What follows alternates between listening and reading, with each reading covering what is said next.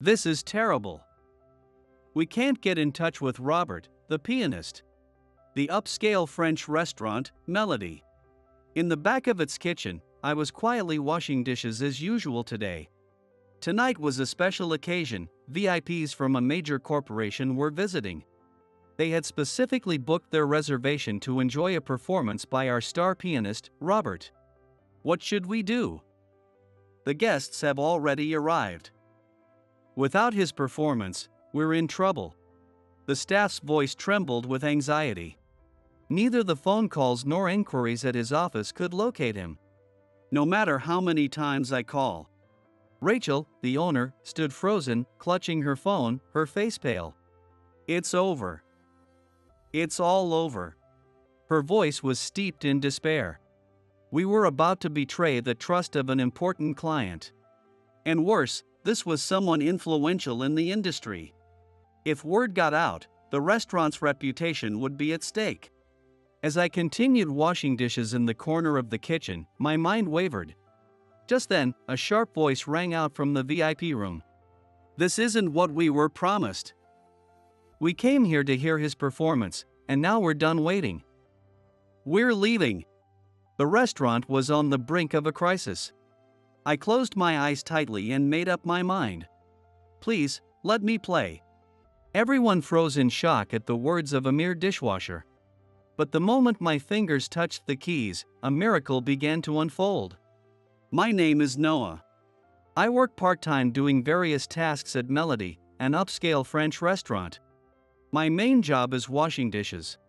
Behind the glamorous front of the restaurant, my days were spent quietly scrubbing plates in the back of the kitchen. Still, it wasn't all bad. Surrounded by music and the aromas of fine cuisine, there was a certain comfort to it. Hey! We're behind. Where are the plates and pans? An angry voice bellowed from deeper within the kitchen, and I scrambled to move my hands faster. A mountain of dishes towered over me, as if mocking my efforts. As I plunged my hands into the warm, steamy water, I let out a small sigh. Sorry, I'll hurry. Even when I tried to raise my voice, it came out weak and feeble. The chef, Harvey's angry outbursts were a daily occurrence by now. The apprentice chefs, who were around my age, called me "Hey, dish guy," while the stylishly dressed floor staff tended to subtly avoid me. From the elegant dining area, the sound of refined music and the aroma of gourmet cuisine wafted through the air. The contrast only made my current, halfway in between position feel even more stark. Still, I suppose I should be grateful to have the chance to work in this place. Occasionally, passing customers would mistake me for someone who didn't work at the restaurant, asking, "You're not part of the staff here, are you?" Maybe I just don't look the part for this upscale restaurant. While others my age spend their weekends strolling the city streets, I'm still here in the corner of the kitchen, washing dishes. Through my fogged-up glasses, I could see my soap-covered hands slowly growing rougher. Even though I wore gloves, the dampness inside had made my fingers wrinkled and tender. Come on, can't you move any faster? Sorry. The scolding was harsher than usual, but I couldn't argue with it. Harvey was especially irritable today. And the reason was, "Noah, are you okay?" During my break, I heard a gentle voice call out to me. When I looked up, Rachel Sullivan, the restaurant's owner, was standing there. With her usual elegant demeanor, she wore an apologetic expression. "I'm fine. It's just work." Rachel was the only daughter of the restaurant's founder. Deeply knowledgeable about classical music, she was passionate about the music played in the restaurant. Her beauty and poise were a perfect match for this high-class establishment. "Did you have another argument with Harvey?" While drying the dishes, I asked casually. Seeing Rachel's expression cloud over, I knew I had hit the mark. I had seen her and Harvey together earlier. The two were always at odds, so it was likely their clash today was the source of Harvey's frustration. "Yes." Rachel lowered her gaze slightly before continuing.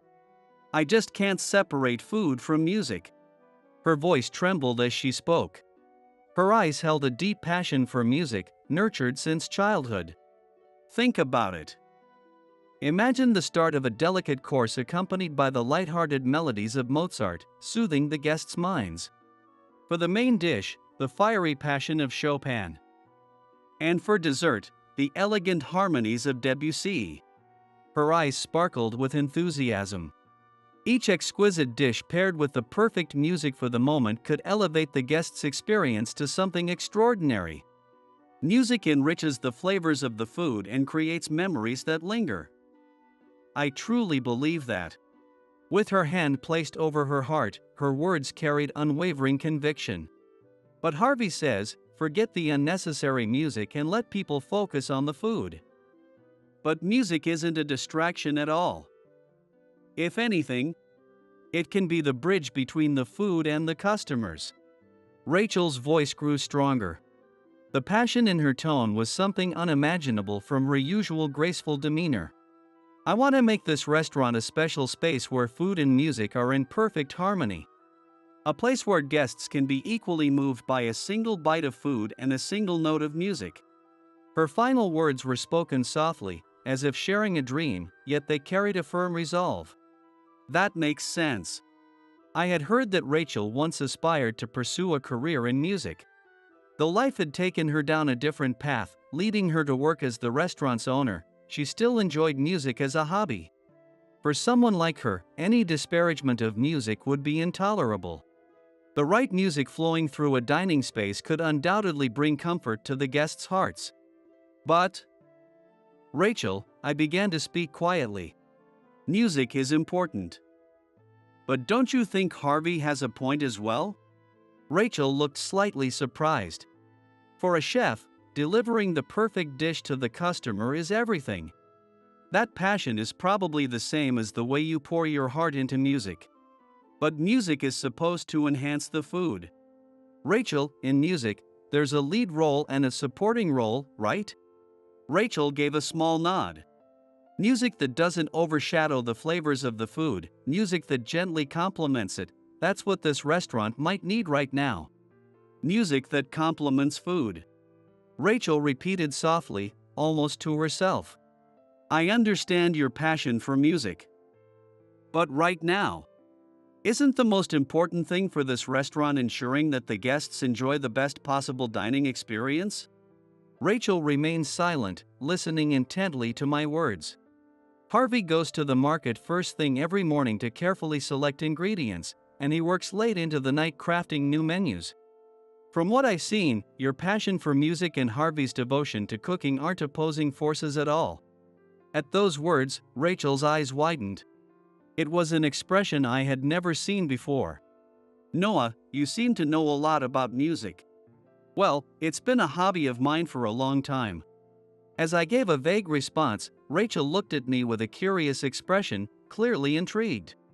Since that day, Rachel started coming to see me during her breaks. At first, I thought it was just a passing whim, but over time, I began to notice changes in her. Hey, Noah. This morning, I saw Harvey coming back from the market. She said one day, starting the conversation. He was so focused, examining each vegetable with such care. For the first time, I realized his approach to cooking is just like how a pianist studies a score. Her voice carried a hint of wonder, mixed with a trace of regret. On another day, I spotted Rachel quietly observing Harvey's work in the corner of the kitchen.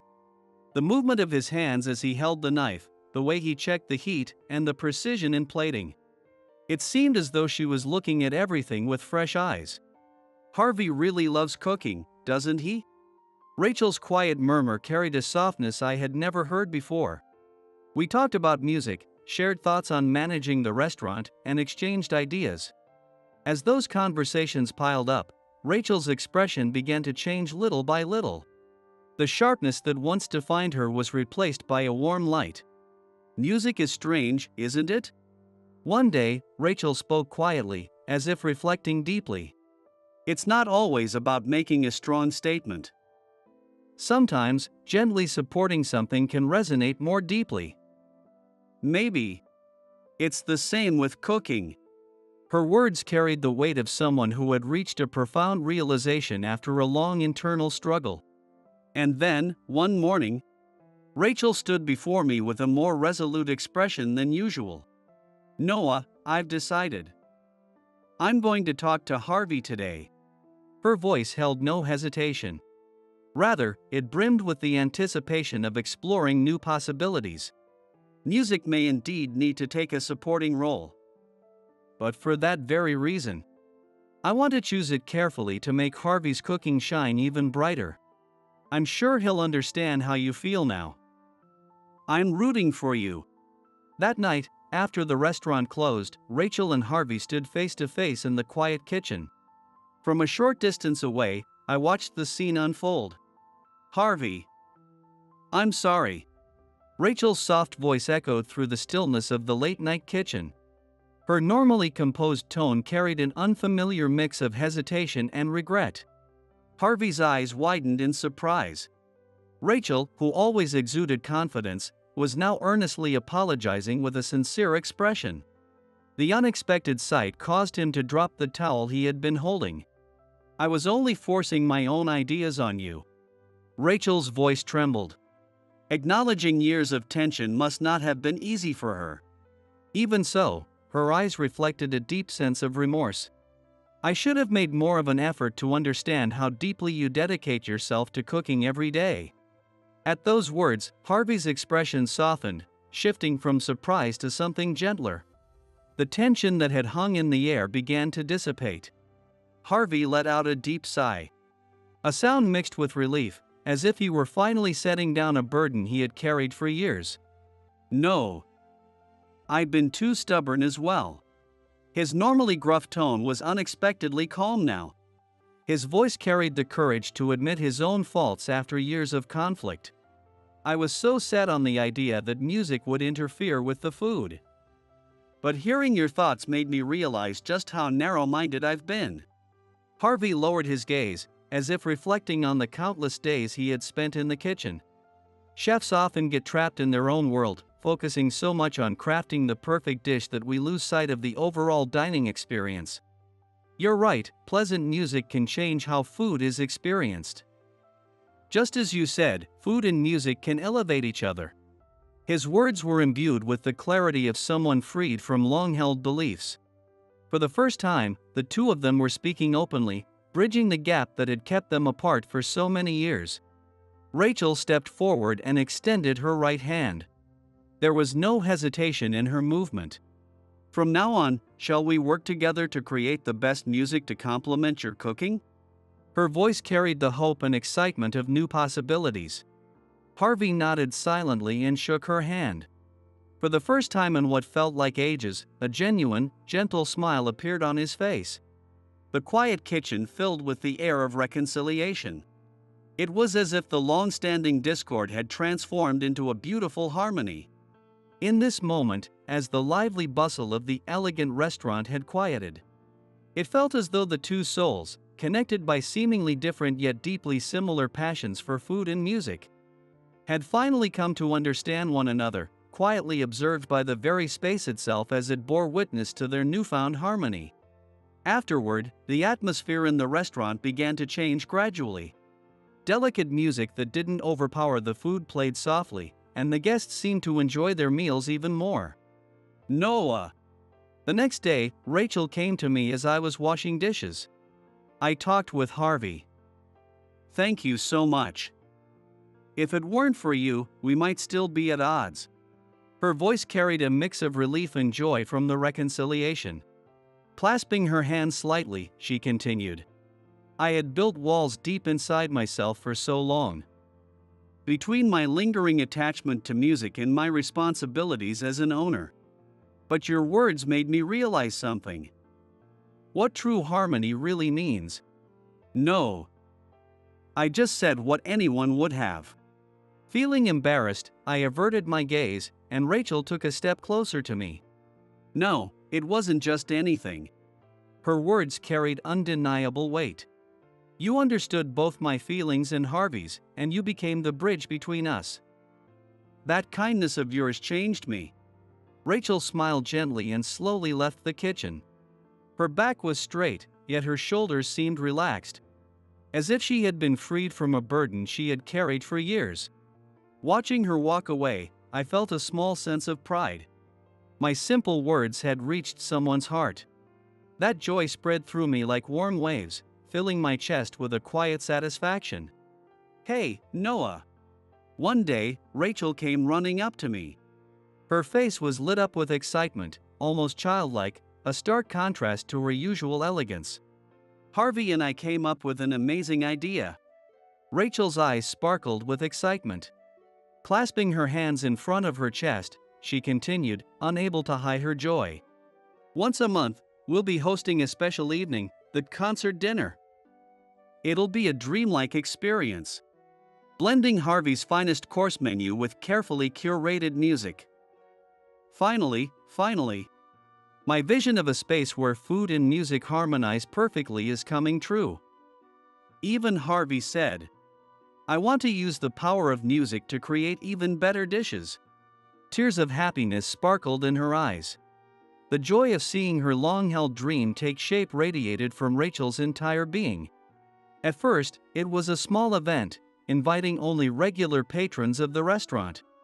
They enjoyed Harvey's special course while live piano music played as background ambience.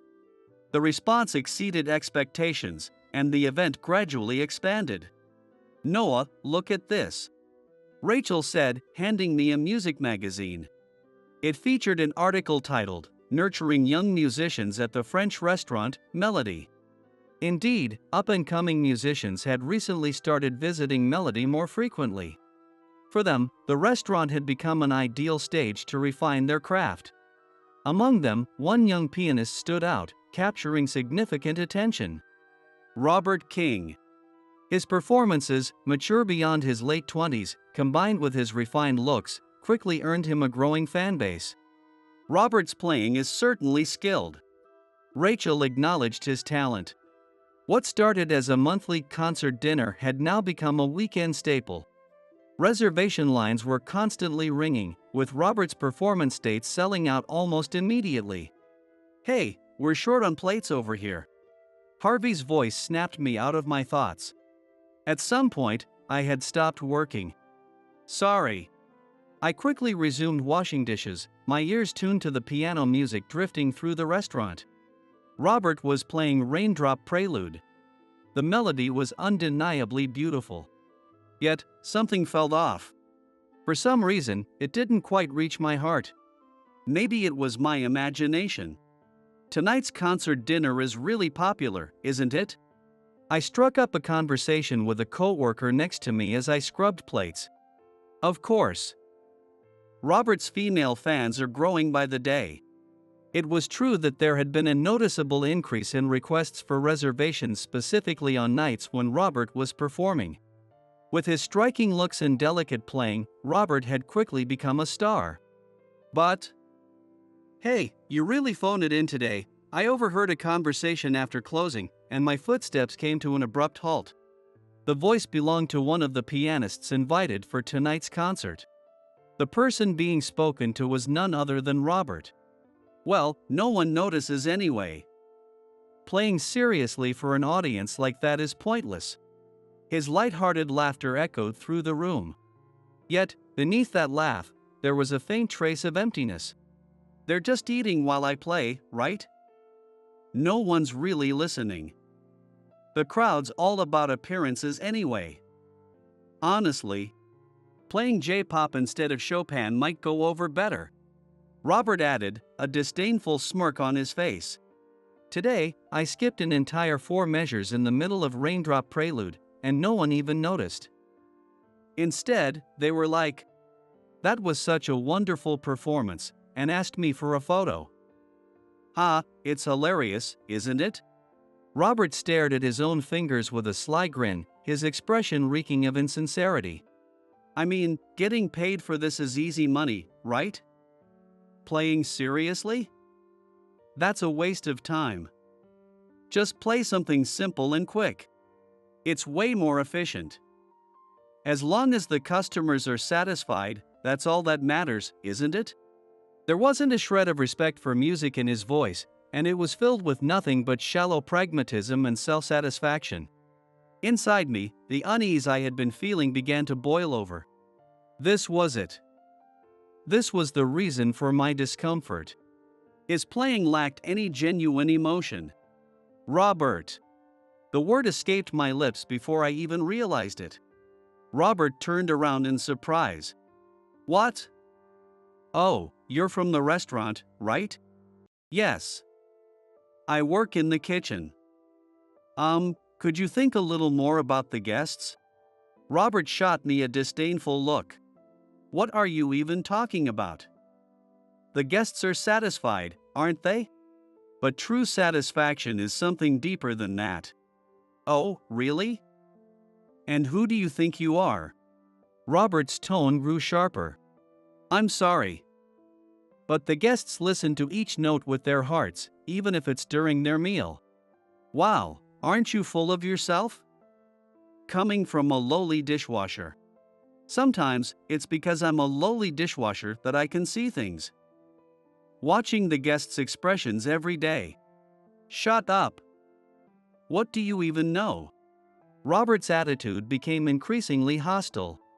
I'm the one who keeps this restaurant's music alive. The guests are happy, so what's your problem?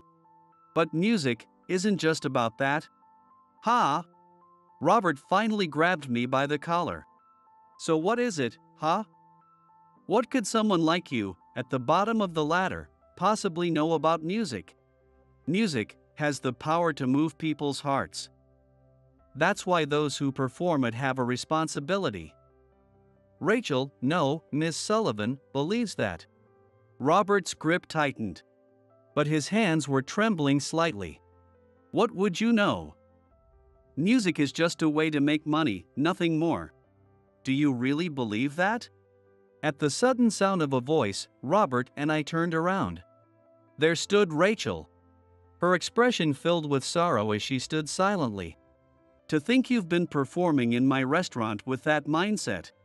Rachel's voice was calm, but it carried a chilling sadness. Ha, acting all high and mighty. Isn't this restaurant thriving because of me? Robert spat out his words with disdain. His attitude had grown even more arrogant than before. And besides, Robert stepped closer to Rachel, flashing a smug smile. I'm only doing this gig for such a low fee because you're beautiful, Miss Sullivan. You should be grateful. Robert reached out toward Rachel. However, with a graceful motion, Rachel evaded him. Her movements exuded an innate elegance. I will pretend I didn't hear that. Rachel said quietly, her voice calm but firm. Shh. Robert clicked his tongue in frustration and stormed off. The sound of his footsteps faded into the night breeze. Rachel. I'm so sorry. I shouldn't have gotten involved. I bowed deeply. The guilt of having clashed with the restaurant's star pianist weighed heavily on my chest. Noah. Rachel's voice was soft, the earlier coldness gone. There's a lovely bar nearby. Would you like to join me for a drink and talk about music? As she spoke, she gently tugged at the sleeve of my uniform. The gesture caught me off guard, making my heart race. Just as two music lovers tonight. Wouldn't that be okay? Her eyes were filled with a quiet sadness that I couldn't ignore. I gave a small nod and followed her. In a cozy, retro-style bar, we sat facing each other with glasses in hand. The soft lighting gently illuminated Rachel's profile. Honestly, I already knew. I could sense the arrogance in Robert's piano. Rachel began to speak quietly, gently swirling her glass. The amber liquid swayed under the soft glow of the bar's lights. That light softly illuminated the sorrowful expression on her face. Actually, I had a dream too. Her voice tinged with fragility. I once aspired to be a pianist. From a young age, I had daily lessons, trained rigorously, and competed in contests. I was so dedicated. But my parents wanted me to take over the family business. I didn't have the courage to say no. Her words trailed off. A deep sigh escaped her lips. When I got to college, all the time I had spent practicing piano was replaced by studying business. Gradually, I had less and less time to play. Eventually, I had to give up my dream. That's why I can't forgive Robert's attitude. He has such a privileged environment to immerse himself in music. And yet he takes it for granted. Her hand tightened firmly around the glass. The gesture revealed the bittersweet pain of a dream she couldn't achieve and the deep love she still held for music. Sorry for bringing this up so suddenly. I've never told anyone before, Rachel said with a small laugh, as if to hide her embarrassment. But behind that smile lingered traces of regret that had yet to fade. The frustration of not becoming a professional pianist. The reality of having to give up her dream. Yet, the enduring love she still held for music. All of it was reflected in her expression. For a moment, a shadow crossed her face. I couldn't help but be captivated by her profile as she gazed into the distance. The words spilled out naturally. One day, as I was walking past Melody, I heard the sound of a piano. It was about a year ago. I had been at a low point, feeling completely lost and hopeless. I remember how gentle that sound was. The piece I heard that day was Chopin's Nocturne. Its delicate yet powerful tones seeped into my weary heart. And that was your performance. Rachel looked at me with a slightly surprised expression.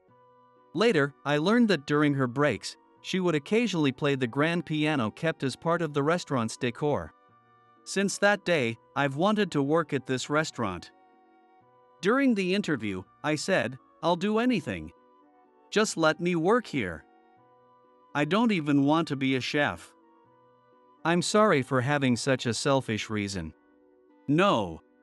Rachel shook her head. On the contrary, Noah, you've been such a help. You even mediated things with Harvey so well. She set down her glass and continued. It's strange. When I'm with you, I feel at ease. Her words made my heart skip a beat. But reality quickly pulled me back. At ease, huh?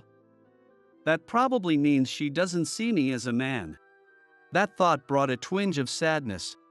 I forced a wry smile and took another sip from my glass. Even so, that conversation marked the beginning of a closer bond between us. Noah, next Saturday, there's a concert in the city. Want to come with me? Wait, these concert tickets, aren't they super hard to get? Before I knew it, Rachel and I began spending time together on our days off. At first, it was a little awkward, but over time, it felt completely natural. We would talk about music over meals or attend concerts we were curious about. Eventually, it became an inseparable part of my life. Noah, listen. One day, Rachel called out to me excitedly after hanging up the phone at the restaurant. Next week, an incredible guest is coming to dine here. It's the president, Mr. Kennedy. You know, the influential businessperson who's often on TV. And he's a huge fan of Robert. Before finishing her sentence, Rachel's voice trembled slightly. If we upset him, it won't just affect the restaurant's reputation, but it could impact the entire industry. We absolutely cannot fail. Her urgent tone sent a chill down my spine. The weight of knowing that a single evening's dinner could determine the restaurant's future transformed the atmosphere into one of tense urgency. Her words set the entire restaurant into motion.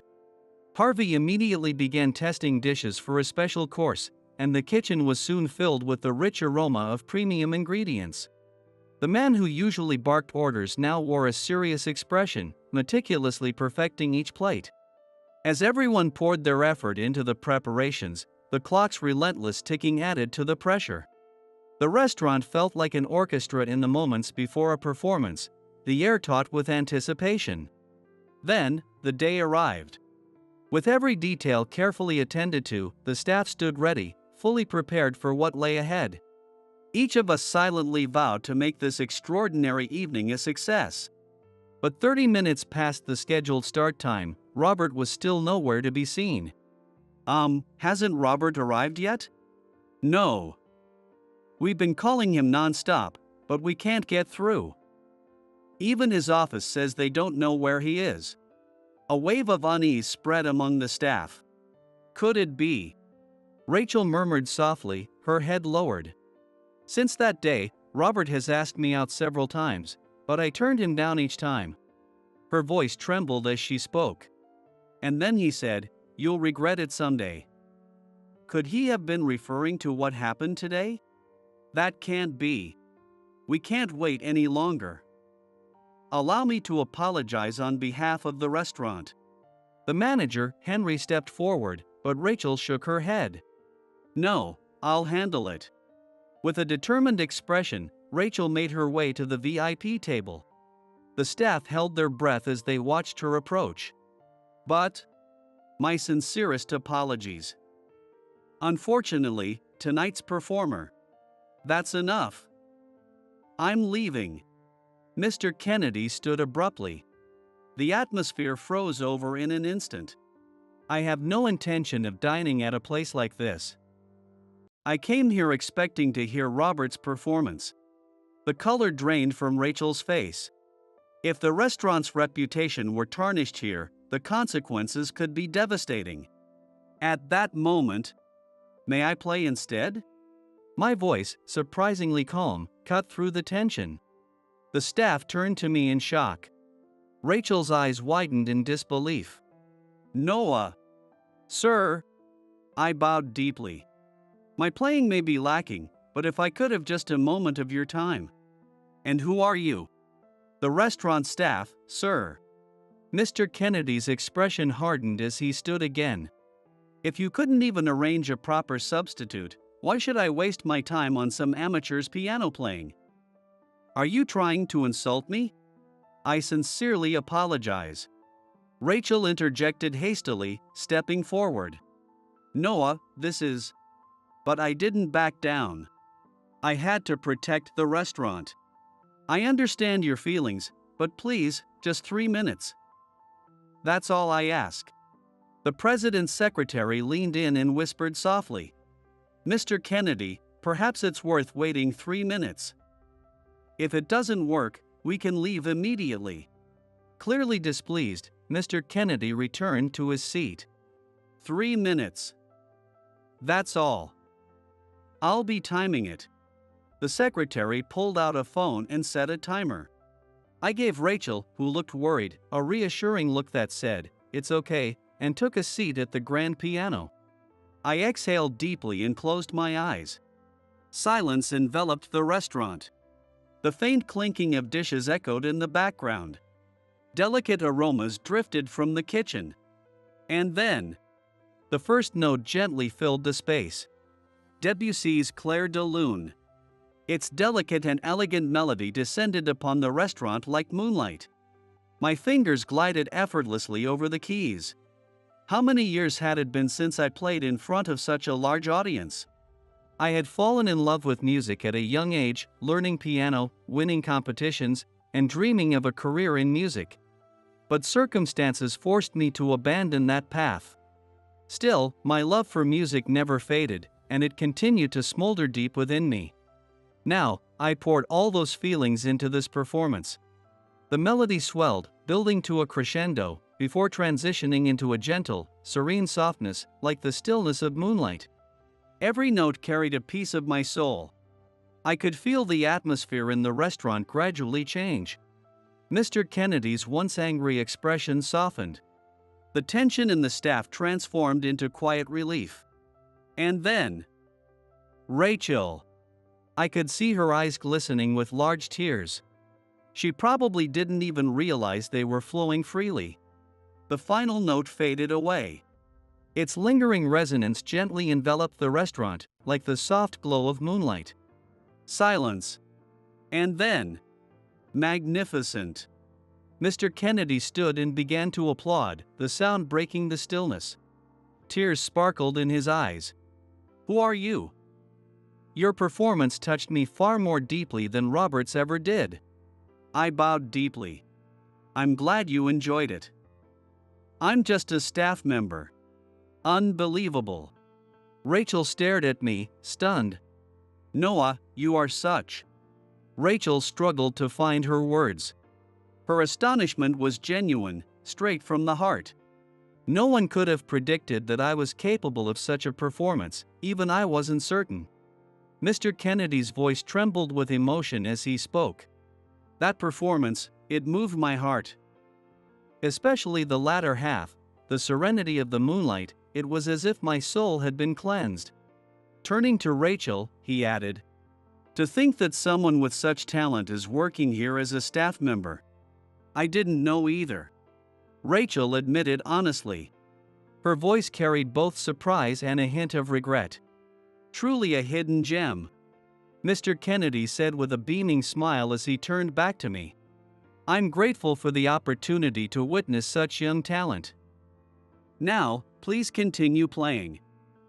I'll stay to enjoy the rest of the meal." A collective sigh of relief spread through the restaurant.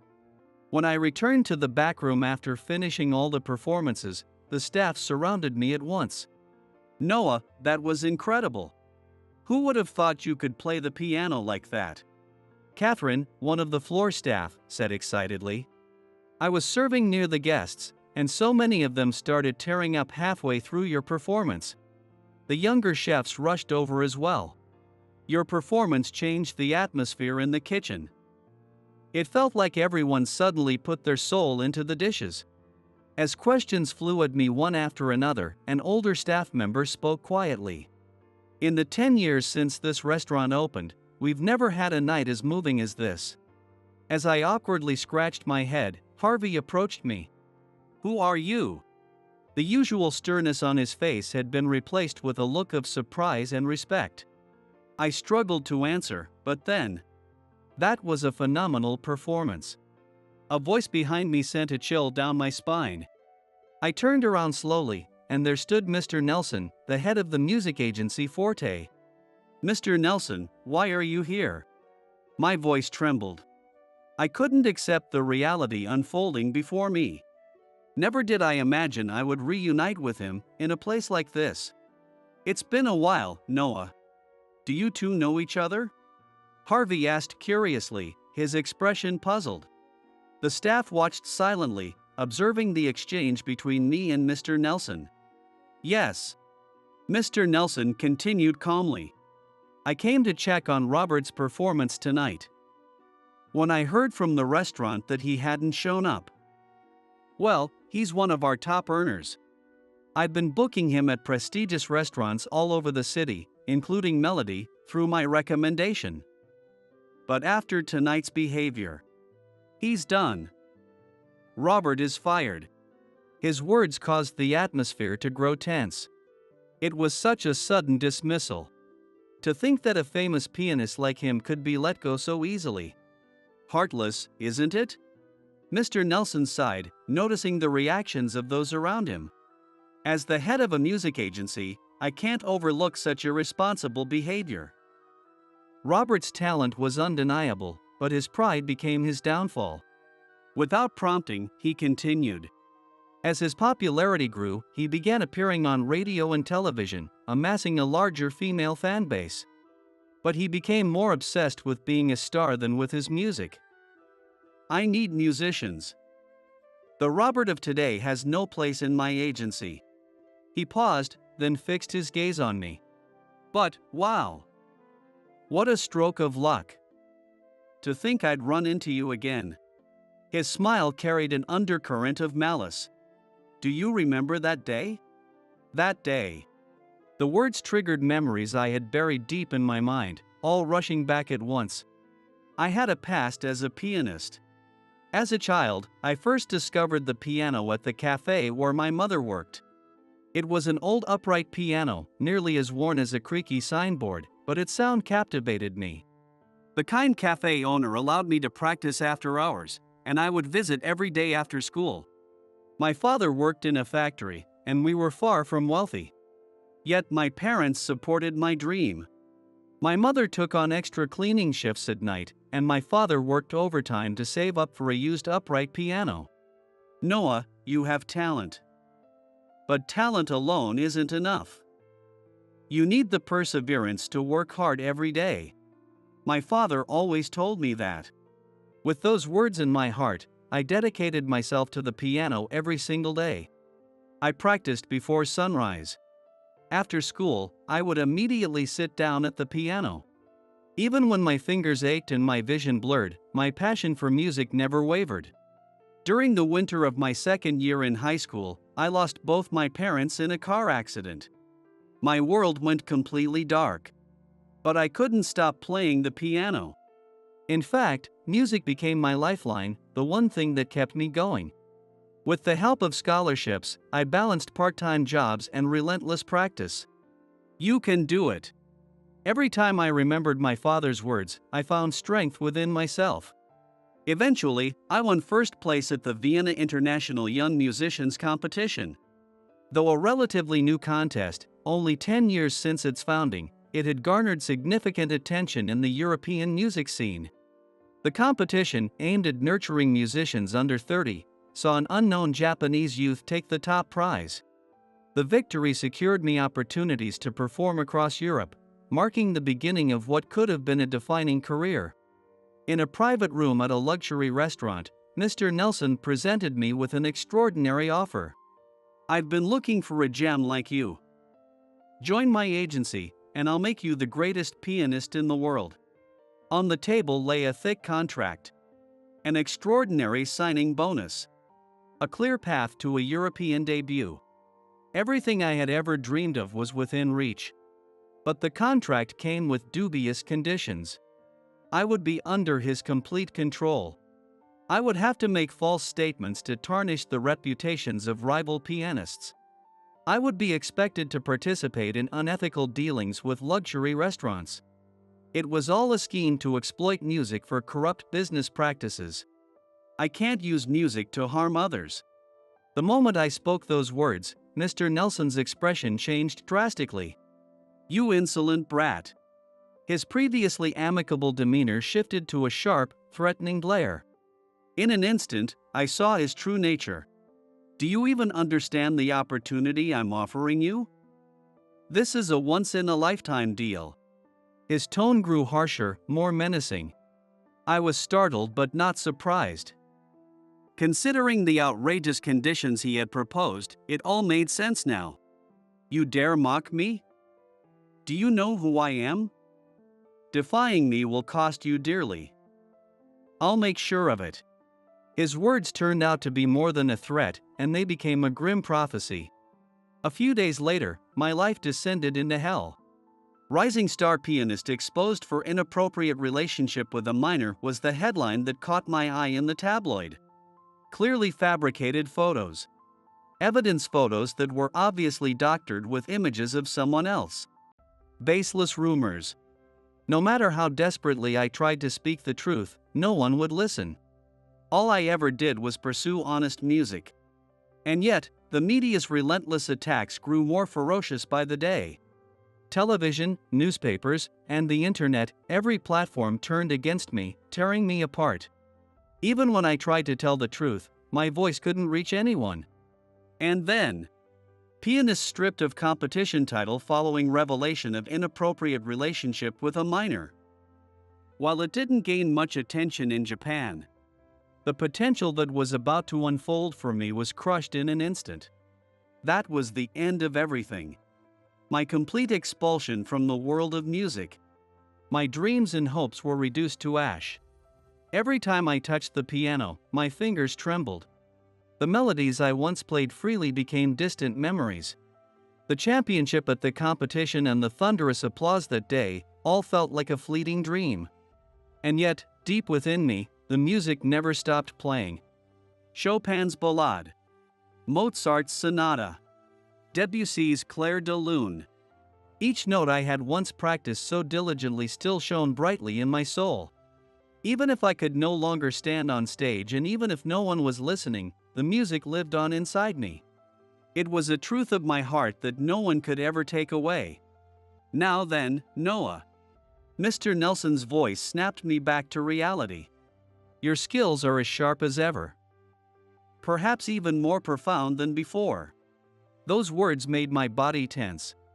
Whenever this man complimented someone, it was always a prelude to some scheme. How about it? Let's put the past behind us, and you can join my agency. My blood boiled. Put the past behind us? Why did he act as if he was the one in a position of power? I'll offer you better terms than before. Let's get you back on the global stage as a world-class pianist. I decline. A commanding voice rang out. Turning around, I saw Rachel standing there. Her expression was one I had never seen before, resolute and unwavering, her sharp gaze fixed on Mr. Nelson. Noah is an invaluable part of our team. I won't allow you to take him away. She stepped forward, positioning herself between me and Mr. Nelson. He has faced his work with honesty and sincerity every single day. Even while washing dishes in the kitchen, he never lost his pure love for music. He bridged the gap between the chef and me with his deep understanding of music. Rachel's voice trembled. But was it out of anger, or was it emotion? And tonight, during a moment of crisis for this restaurant, he delivered such a beautiful performance. There's no way I'm letting such a wonderful team member go. And frankly, who do you think you are? If you're here for this nonsense, please leave. Well. Mr. Nelson smirked darkly. Such an impassioned defense. But his talent deserves to shine on stage. You would waste it on dishwashing? Such a shame. You're wrong. Rachel's voice grew stronger. His music deeply resonated with us tonight. That's because he has lived honestly, loving music even as he weathered countless storms. It's precisely because of that resilience that his performance was so full of soul. He should live as he chooses. Rachel. I spoke softly, my voice steady. Thank you. I stepped forward to face Mr. Nelson. I no longer felt the fear I once did. Mr. Nelson, I will continue working here. What? I have no desire to play under your agency. Using music to harm others, such despicable practices are something I will never condone. That hasn't changed. Not back then, and not now. Mr. Nelson's expression darkened. Well, is that so? In that case. His eyes glinted with an unfathomable darkness. In that case, perhaps this restaurant should simply cease to exist. Maybe. I'll start a rumor about food poisoning. Or imply ties to unsavory groups. There are plenty of ways. How cowardly. Rachel raised her voice. Business can be dirty at times. With naive thinking like yours, you won't survive in this world. Consider this a valuable lesson. Mr. Nelson folded his arms and let out a hearty, mocking laugh. And you can still reconsider. If you want to protect this restaurant, doesn't that go against common sense? A sudden voice cut through the tension, causing everyone to turn around. I couldn't believe my eyes. Robert was standing by the back door. Even the staff in the back room murmured in astonishment. No one had anticipated Robert, who had been absent until now, to appear at such a critical moment. His usual arrogance was gone. In its place was a sense of determination, even a dignified resolve. Robert? What are you doing here now? I heard you skipped your performance today, Mr. Nelson said, scrambling to maintain an air of authority. But the unease behind his voice was unmistakable. I'll apologize for that later. But Mr. Nelson, your methods are wrong. What's gotten into you all of a sudden? Mr. Nelson attempted to laugh, but it came out strained and unnatural. A thin layer of sweat glistened on his forehead, reflecting under the lights. Are you planning to betray me? Have you forgotten everything I've done to make you successful? Success? Robert's expression twisted bitterly. Success, you say? All I got were forced jobs. I just wanted to pursue music. I never asked to be treated like an idol, TV appearances, magazine shoots, an endless schedule like some pop star. I barely had time to sit at the piano and truly connect with it. What I wanted was to spend time in a practice room, facing the music. His eyes now held a strength I had never seen before. Ha! Mr. Nelson let out a loud, mocking laugh. Stop being so naive. You think you can live off music alone in this day and age? People like you, these wannabe artists, are the worst. Always clinging to your idealistic fantasies. Lowering his voice, he fixed Robert with a cold stare. Face reality. Talent alone won't get you anywhere in this industry. Without me, no one would have even noticed you. But fine. You're past your prime anyway. You're fired. Not that I hadn't already planned it. He spat out the words. Yeah, that's fine. I quit. Robert replied calmly, his demeanor resolute. His tone carried an unshakable determination that left no room for doubt. But I won't go quietly. Mr. Nelson, I'm going to expose all of your wrongdoings. Wrongdoings? Your so-called reality. I know everything. The unfair contracts you force on young pianists, the shady deals, and the pressure you put on musicians. I've gathered all the evidence. Evidence? Don't make me laugh. Do you think that kind of thing will hold up in this industry? You're a fool. I have connections. I have money. A little accusation from someone like you. Robert pulled out his phone and began scrolling through the screen. For instance, 3 months ago, you deliberately spread false reports to ruin the career of Fiona Yates, an up-and-coming pianist. Mr. Nelson's face stiffened. Fiona, a young pianist in her 20s, who had won numerous awards at prestigious European competitions, quickly rising in the classical music world. Forte Agency scouted her, but she signed with another company instead. And right after that, tabloids published stories about bad behavior during performances and verbal abuse toward staff. Concert cancellations followed, and she lost her opportunities to perform. Robert explained the facts with chilling composure. All of this was orchestrated by you. From leaking false information to tabloids to fabricating evidence. You destroyed her career out of spite because she turned you down. Mr. Nelson's face contorted. What proof do you have? Your emails. I've saved all of them. Including the ones where you instructed the media to harass Fiona. Those could be fakes. Robert mercilessly pressed on, cornering Mr. Nelson as he frantically tried to make excuses.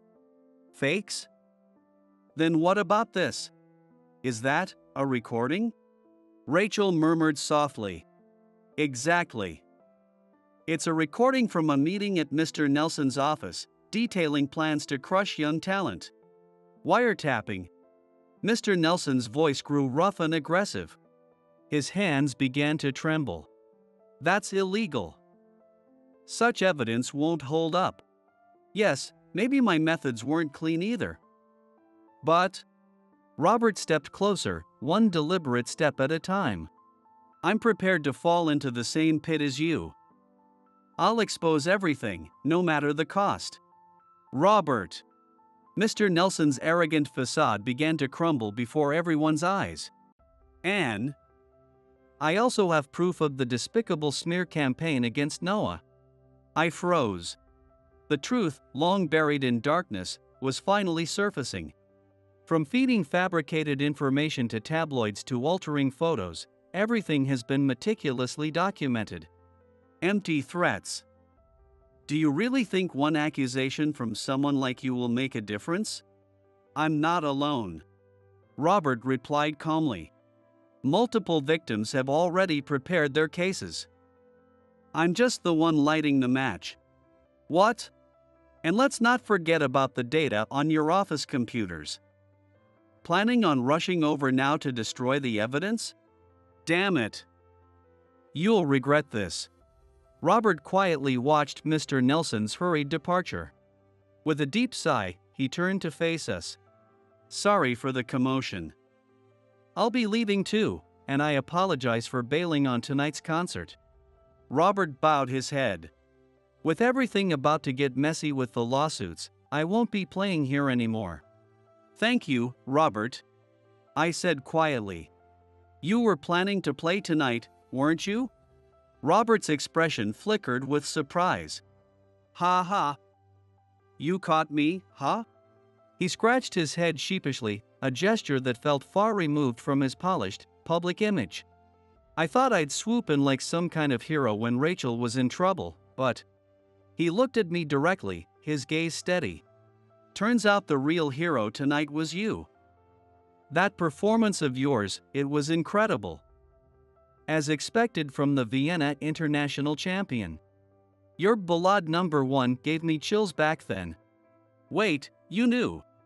My voice pitched in surprise. No one was supposed to have known until now. Of course. He smiled, a nostalgic look crossing his face. You were my inspiration all along. What? When you suddenly disappeared after those scandals, I kept wondering what had happened to you. And when I saw you here, washing dishes. Honestly, I was shocked. His voice carried none of his previous arrogance. Instead, it held an unmistakable sense of respect. As I studied his expression, it dawned on me. This was the real Robert. That arrogant demeanor had been nothing more than a mask. What stood before me was a young man with a pure love for music, forced to conform to the demands of commercialism. Rachel gazed at Robert as if she had come to a profound realization. At first, she had clearly disliked him, but now things were different. Her eyes reflected understanding and empathy. I think I misunderstood you, Robert. Rachel murmured softly. You were trying to face music sincerely, but we couldn't see your true intentions. Robert's expression grew complicated, and he lowered his gaze slightly. Looking at his fingers, he began to speak quietly. When Noah said those things to me, it reminded me of what I truly wanted. I'm going to start over. And, as much as it may not seem like it, even Mr. Nelson wasn't always the way he is now. What do you mean? Back then, he genuinely wanted to help musicians make a living. He believed in giving talented people more opportunities to shine. He meant it. Yeah, if he didn't start out like that, he wouldn't have made it so far. Exactly. But somewhere along the way, he lost his way. Chasing commercial success, he forgot his original purpose. His words stirred a mix of emotions in me. It was true that surviving in the music industry wasn't easy. The constant struggle between commercial success and artistic integrity was an unavoidable reality. That's why holding on to one's beliefs was so important. It was something I had learned while working at this restaurant. Then 1 month later, Mr. Nelson's wrongdoings were being exposed one after another.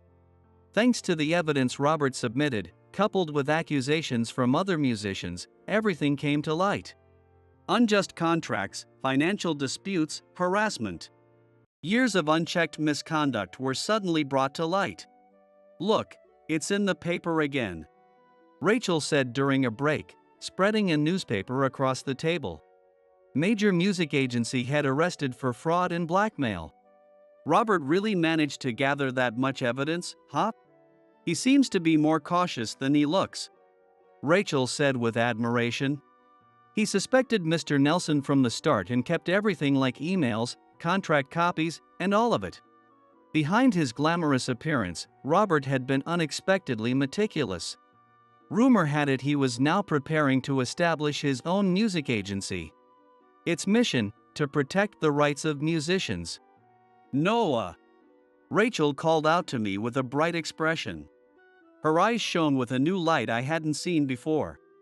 Isn't it about time you graduated from dishwashing? What? We've been getting more and more requests from guests asking to hear you play. The people who heard your performance that night shared it all over social media. Indeed, there had been an increase in calls asking, will that pianist be performing again? But this is my personal request as well. Rachel said, smiling shyly. When I inherited this restaurant from my father, I only had lingering regrets about music. But now, that's changed. She proudly looked around the restaurant. This place has become my pride. Every time I see a customer smile, I feel grateful for choosing this path. But, her voice wavered slightly. But my love for music never disappeared. On the contrary, meeting you reminded me of the pure joy I used to feel. Rachel's gaze shifted toward the grand piano. Cooking and music. I always dreamed of perfectly harmonizing the two. But I couldn't make that dream come true on my own. Then you came along. And changed everything. She gave a soft smile. Of course, there's no pressure. But if you'd like to play the piano again, why not use this place? And, if possible, I'd love to join you for a duet every now and then. Her words left me stunned. Rachel, who had never shown interest in performing herself, was now expressing a desire to play alongside me. Your music has the power to heal our customers' hearts. You don't have to hide anymore. And I want to gradually set free the music I've kept locked away for so long. Thank you. I'd like to try again, I replied with a smile. And just like that, I transitioned from a dishwasher to the resident pianist of Melody. From that point on, Melody transformed into an even more extraordinary place. Every weekend dinner service now included my piano performances. And once a month, there was a special evening of duets with Rachel. Her playing reflected both her pride as the owner and her passion as a musician. It was as if emotions she had suppressed for years were finally being released as music. Even Mr. Kennedy, the guest who had caused such an uproar that night, had since become a regular at the restaurant. He now visited almost every month to listen to my performances. I became completely captivated by your Clair de Lune that night. I'll be back to hear it again, he said with a graceful smile, exuding the charisma of a true leader of industry. Thank you very much, I said, bowing deeply, to which he responded with a kind smile. Female customers had also increased in number recently. The unique story of the former dishwasher turned pianist had generated buzz, and reservations were pouring in. Some even expressed an interest in inviting me out for dinner. In particular, there were those who came backstage after my performances, carrying bouquets. You know, I'm not letting you go, Rachel declared one day, catching me off guard. Rachel.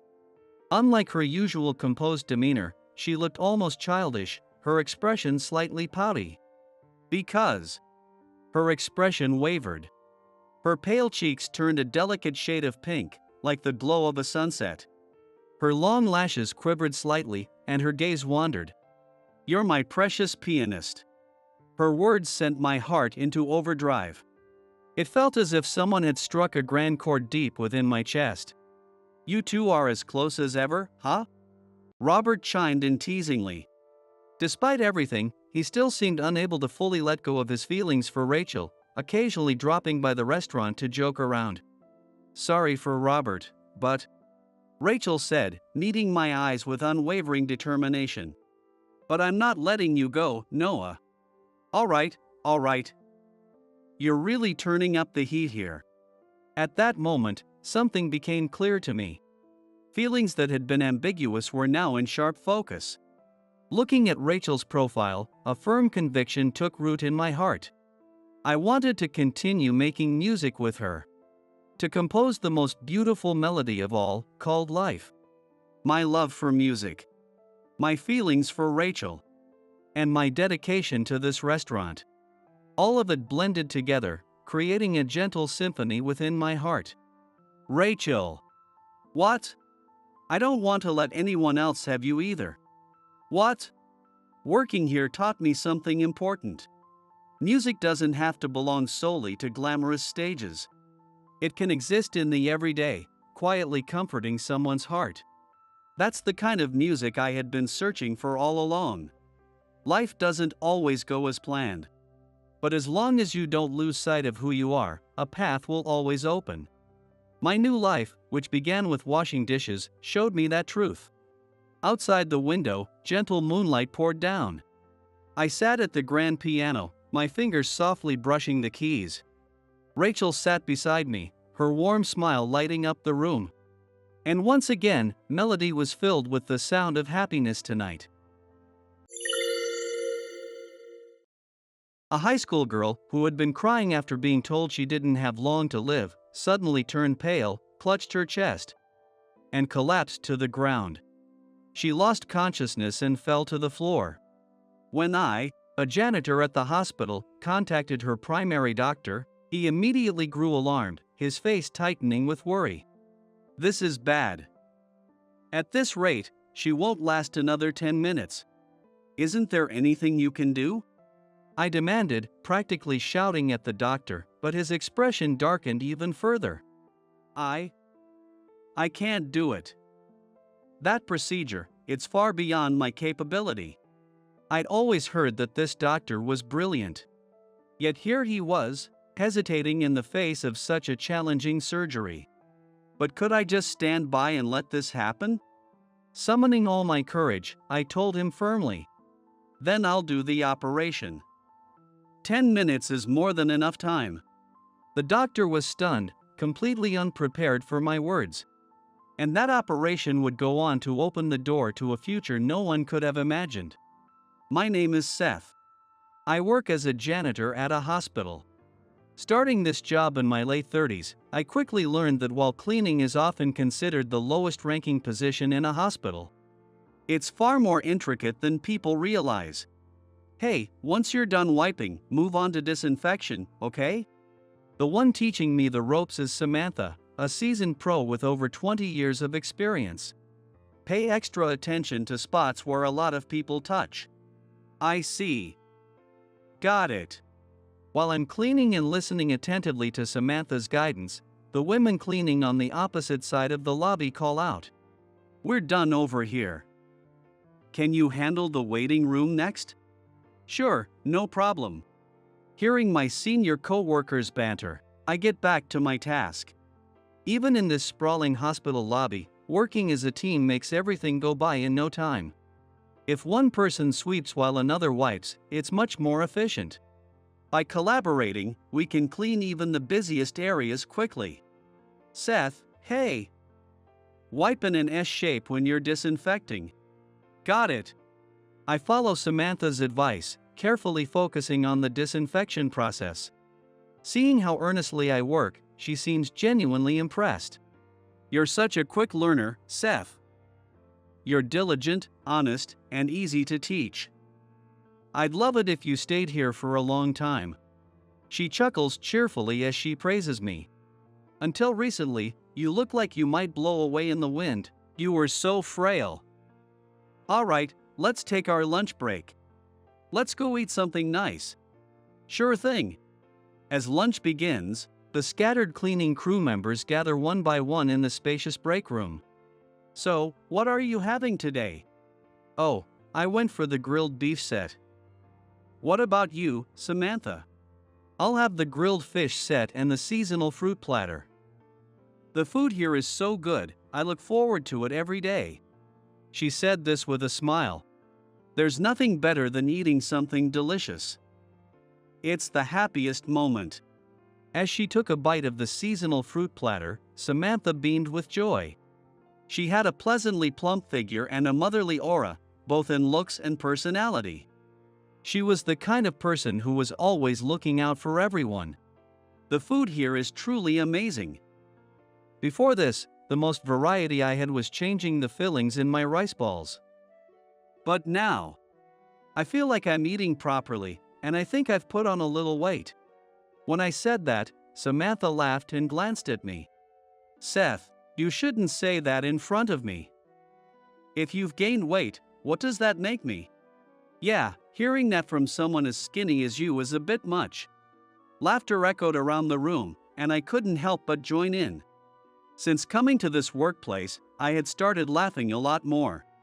Not long ago, I was leading a completely unmotivated life, almost like a lifeless corpse. It's now hard to believe how much things have changed. I'm glad to see you're doing well, Seth. People need to eat good food, sleep well, and laugh a lot. That's the foundation of life, you know? Her words hit me, and I realized I hadn't been following even those basic principles until now. Yes. And it's all thanks to you, Samantha. You brought me to this workplace, and I'm so grateful. Oh, don't mention it. We help each other when we're in need. Samantha, always bright and cheerful. I was truly grateful to her. But one day, I noticed she wasn't her usual self. Hey, Samantha, is something wrong? Oh, Seth, you noticed? Actually, my granddaughter is sick. She was admitted to this hospital yesterday.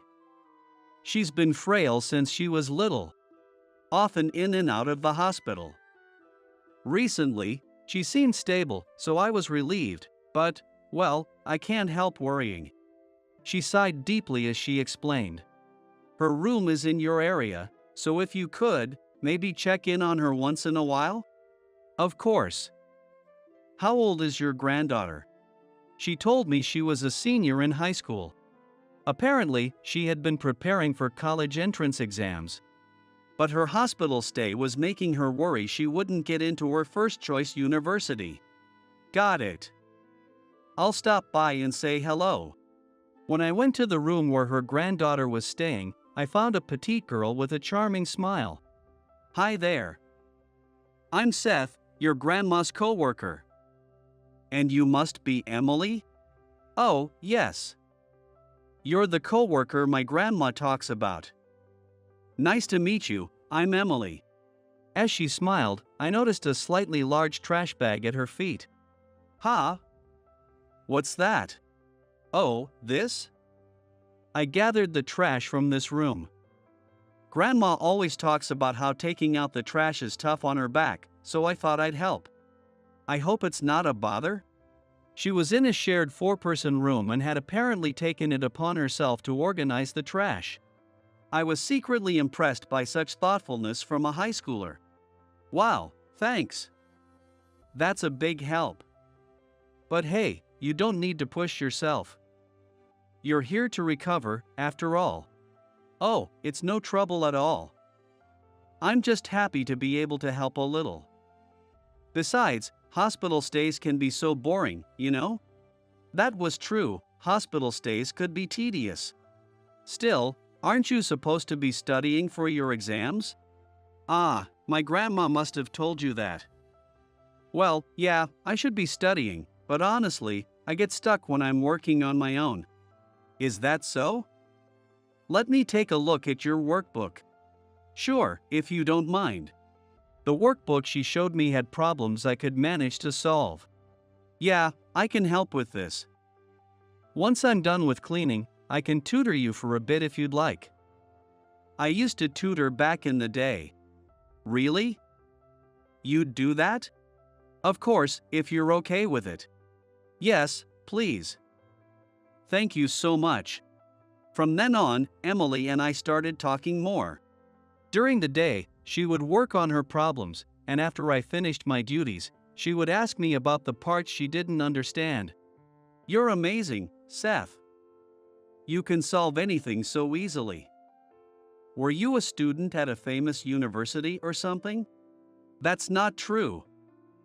I wasn't from a wealthy family to begin with, so I just studied really hard to graduate college on a scholarship.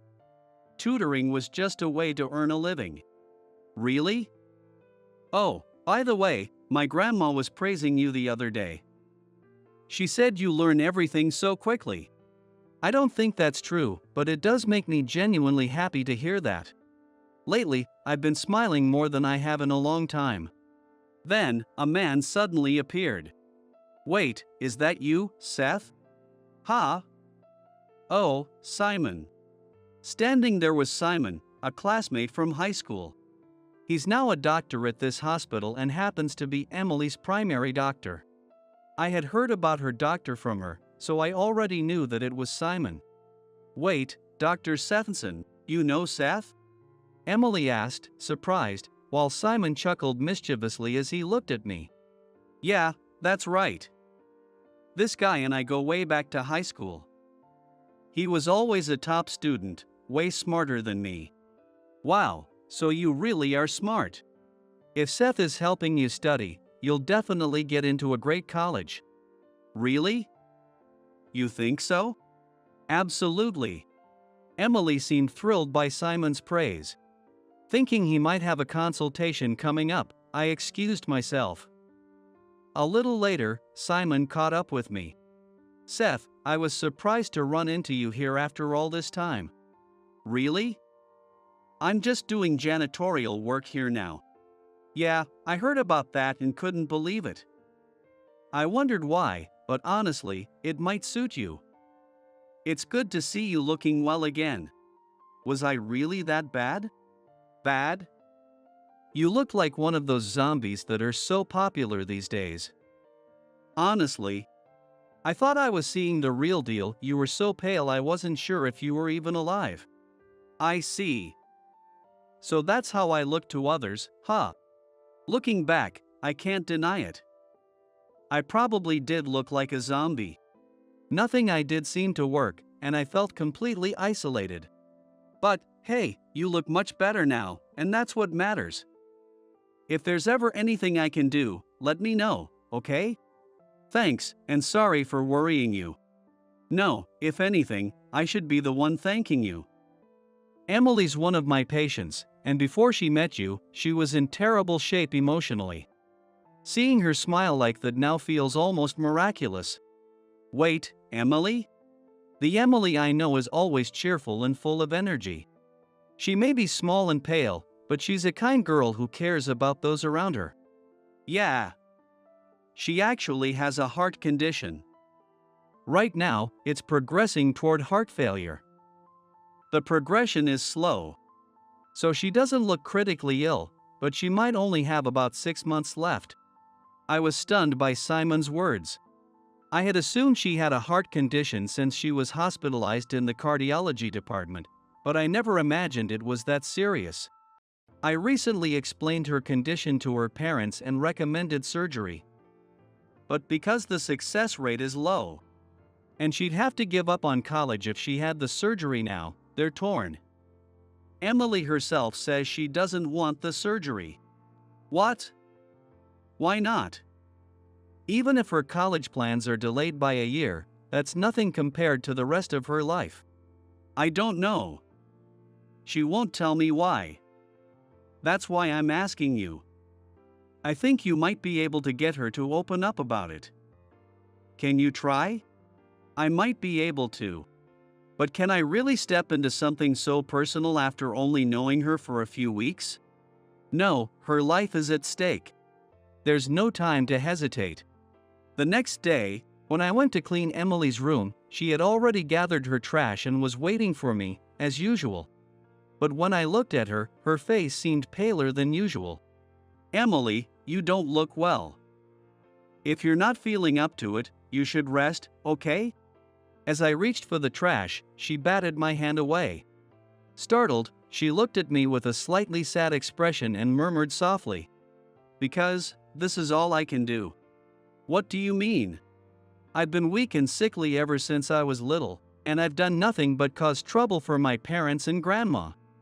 My grandma shouldn't even have to work, but she's doing a cleaning job despite her back pain, just to save money for my surgery. At school, I couldn't do cleaning duty, participate in club activities, or even take on any class responsibilities. People always said it wasn't fair that I got away with everything. It's true. I've heard that she's been frail since childhood. She's probably been carrying the burden of not being able to keep up with others her whole life. That's why, if the chances of surviving the surgery are so low, I think it's fine to just leave things as they are. I don't want to keep being a burden to everyone. If this useless heart of mine stops one day, I'm okay with that. Her confession was sudden and raw. If her family or her doctor were here, they would probably try to convince her otherwise and push for the surgery. But I don't feel like I have the right to say something like that. If that's what you think, then the most useless person here is probably me. I went to college at the expense of my family, only to get a job I barely cared about. And until recently, I couldn't bring myself to do anything. I thought someone like me had no place in this world. Wait, you too, Seth? Yeah. And since I'm older than you, it's even more pathetic. Pfft, what's that supposed to mean? From where I stand, you're a pretty cool guy. Well, if that's the case, then you're a total knockout. Ha ha ha. What's that supposed to mean? We looked at each other and burst out laughing. The heavy atmosphere from moments before had completely lifted. She clutched her stomach, laughing wholeheartedly. Ha ha, that's ridiculous. But you're right. I shouldn't make decisions based solely on my own sense of worth. Even someone like me. Is it okay to want to live more? Of course. You have every reason to want that. Thank you, Seth. I'll talk to my parents and have a proper discussion with them. There are still so many things I want to experience. I want to keep living. Yeah, that's the right choice. With a newfound softness in her expression, she returned to her hospital room. I watched her go before getting back to cleaning. I hadn't expected to hear her true feelings like that.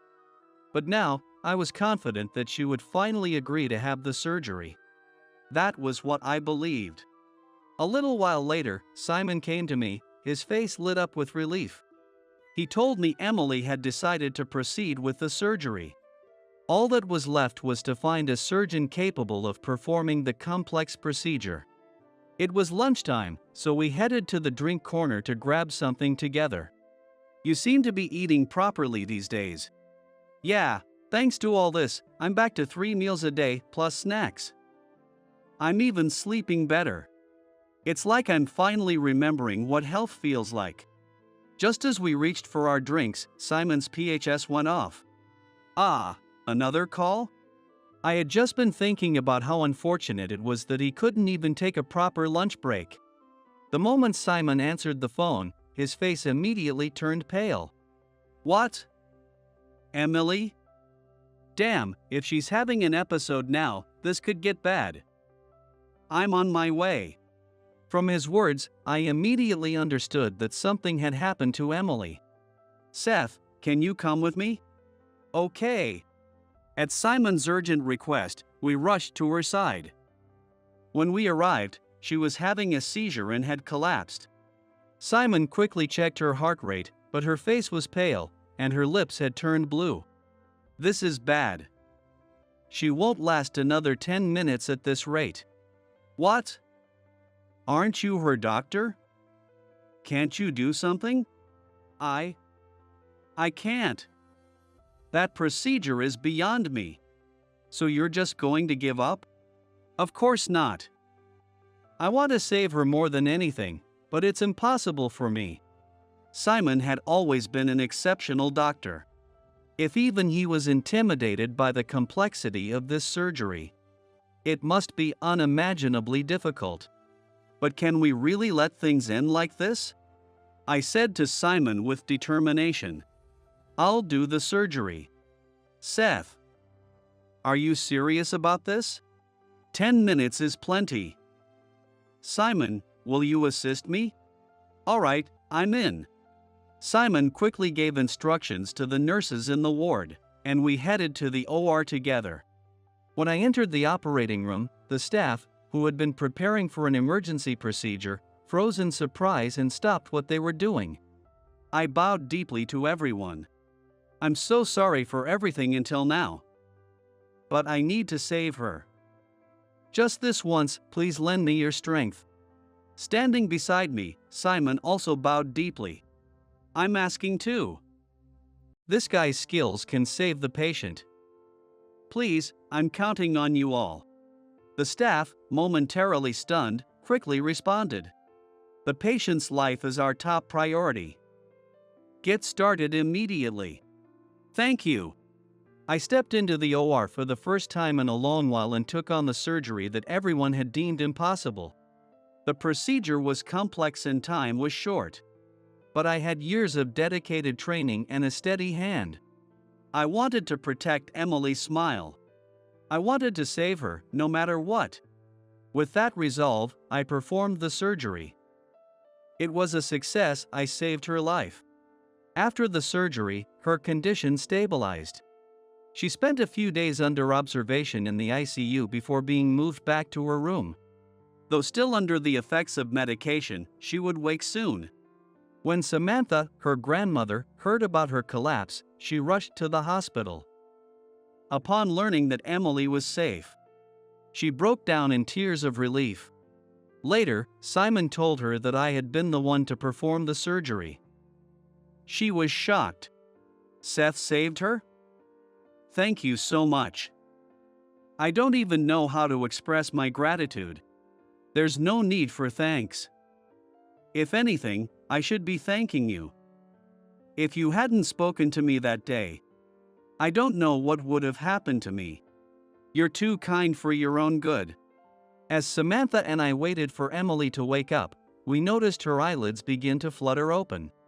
Her gaze wandered before settling on us, and her eyes filled with life once more. Grandma! Emily! Are you all right? Did I survive? Yes, Seth saved you. Hearing her grandmother's words, Emily's eyes widened in surprise. Why? Seth. Her confusion was understandable. To her, I was just a janitor. I just happened to be with Simon when you collapsed. It was pure luck, that's all. But Dr. Sethenson said the surgery was extremely difficult. Seth, who are you, really? Well, the truth is, I'm a surgeon at this hospital. What? As her eyes widened in disbelief, I began explaining, feeling a little awkward. I told her that I was indeed a surgeon at this hospital. Officially, I was still part of the surgical department, but due to certain circumstances, the department head had temporarily removed me from my duties, which was why I had been working as a janitor. When I was a child, a truck veered onto the sidewalk. My mother shielded me and lost her life in the process. If she had been rescued sooner, she might have survived. I had been powerless, unable to do anything, and I blamed myself for my helplessness. To ensure no one else would have to go through what I did, I decided to become a doctor. I threw myself into my studies with everything I had. Thanks to my hard work, I was able to get into a prestigious medical school and eventually earned my medical license, securing a position at this hospital. However, my naturally serious personality and my goal of saving as many lives as possible seemed to turn me into a difficult person to deal with. From reprimanding a doctor who showed up drunk the day before surgery to scolding staff for minor mistakes, my behavior was apparently insufferable. While I gained recognition as a skilled surgeon due to the high number of surgeries I handled, I was also labeled as the arrogant lone wolf behind my back. One day, Simon approached me, clearly troubled by my attitude. Listen, Seth. You're an excellent surgeon, no doubt about that. But surgeries aren't something you can perform alone.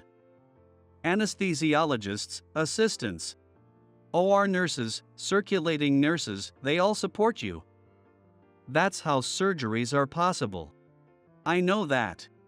If you know, then why do you treat them so poorly? I hear you don't even thank the staff after surgeries. I was well aware of my bad attitude. At first, I used to express my gratitude properly. But at some point, the atmosphere changed. Everyone became cold toward me. When I pointed out mistakes, there were no apologies, not even a response. When I greeted them, no one returned my greetings. Little by little, I became more stubborn, telling myself that I absolutely couldn't afford to make a mistake, which only made me more on edge. Unsurprisingly, my tone toward the other staff members became harsher as a result. One day, the head of the surgical department, Kyle, called me to his office. Kyle, I heard you wanted to see me. What's this about? Yes, Seth. I just spoke with the OR head nurse. We've decided to take you off surgeries for a while. What? Why? Did I make a serious mistake? I was shocked and raised my voice at the sudden announcement. But his next words utterly crushed me. Well, to put it bluntly, your condescending attitude toward the staff has become intolerable. Nurses are refusing to assist in your surgeries. Even other doctors have said they'd rather not work with you. It's gotten to the point where we have no choice. I suggest you take some time off to cool down. A boycott? It meant that the nurses and doctors didn't want to work with me. I hadn't realized I was hated to that extent. The moment that thought crossed my mind, it felt as if I had been struck by lightning throughout my entire body. All the strength left me, and my mind refused to process anything further. You need to learn how to interact with people. It's hard to reflect on yourself while working, so take this time to relax. You still have paid leave left, after all. I understand. I'm sorry for causing so much trouble. I don't remember much of what happened after that. Before I knew it, I was sitting alone on a bench on the hospital roof. Not only was I removed from surgeries, but my outpatient and ward responsibilities were also reassigned. It felt like the hospital no longer needed me. After dedicating myself to work, often foregoing sleep and meals, I felt as though my entire existence had been rejected. What have I been doing all this time? I felt utterly defeated and didn't have the energy to do anything. As I sat there in a daze, a voice suddenly called out from behind me. Hey, you've been sitting there all day. Are you bored or something? It was Samantha, one of the hospital's cleaning staff. I didn't know her, but she seemed to know me well. I've seen you around. You used to stay late, working hard even after everyone else had gone home. People wondered when you ever got any rest. Hearing that, tears welled up in my eyes. Someone had been watching. Someone had noticed my efforts. Samantha stayed by my side until I finally stopped crying. Then, she made me a proposal. Say, if you've got nothing better to do, why don't you help out with my job? I work for a contracted cleaning company, so the pay isn't great. But if you're okay with that, I'll take care of you. You need some fresh air, kid. I nodded at her offer. Honestly, I didn't care what it was. I just wanted to feel needed somewhere and keep myself busy. That was all. When I started working as a hospital cleaner, I noticed something surprising. First, when I wore the cleaner's uniform, no one recognized me. It became clear how little attention doctors and nurses paid to their surroundings, likely because they were so pressed for time. Seth, you're so thin you look like you have no strength. Here, eat this. Before I could even respond, my plate would be piled with extra food. Conversations with the cleaning ladies were oddly enjoyable. Since my mother's passing, I hadn't had many chances to talk to older women, and their straightforwardness was refreshing. Everyone was well-meaning and kind-hearted, even if a bit meddlesome. Surrounded by the caring meddling of Samantha and the other ladies, I slowly began to feel myself healing. The struggles I had with human relationships began to feel like a distant memory. I found myself greeting people, thanking them, and engaging in casual conversations without any difficulty. Maybe I'm better suited for this cleaning job. Honestly, I wouldn't mind doing this forever. As soon as I said that, I heard Simon's voice coming from behind me. Yeah, no. That's not happening. Standing behind him, for some reason, were 3 OR nurses. It seems like things have gotten difficult for everyone since you stopped doing surgeries. Simon said, then gestured for the nurses to speak. Seth, we're so sorry. We went too far. We let our own frustrations get in the way and did something so childish. We're ashamed. Seth, please forgive us. Would you come back to the OR? They all bowed deeply toward me. These were the nurses who had often assisted me in the OR. Now, I could see clearly how badly I had treated them. The fault had been mine. please, raise your heads. You didn't do anything wrong. It was my behavior that needed correcting. When they looked up, they smiled, then stopped to say hello to Emily before leaving the room. Afterward, Emily turned to me with a teasing smile. So, what will you do now, Dr. Seth? Come on, Emily, just keep treating me the same way you always have, okay? Well, cleaning Seth is cool and all, but I think whitecoat Seth would be even cooler. I'd love to see it. Haha, thanks, Emily. Samantha, listening nearby, chimed in cheerfully. Well, that settles it. We'll have to let you go from the cleaning company. There are people who need you in your real role, Seth. You belong back in the OR. Samantha. Soon after, doctors from the surgical department also came to apologize to me. They bowed so humbly and sincerely that I felt embarrassed myself. Kyle, the department head, also urged me to return after hearing about the surgery. My break, which had barely lasted a month, came to an end. Everyone, I deeply regret the trouble I've caused. From now on, I hope to work with all of you again and earn your trust. I'll do my best to change and grow. Please continue to support me. When I sincerely apologized, they all accepted with smiles and nods. And so, I returned to the department.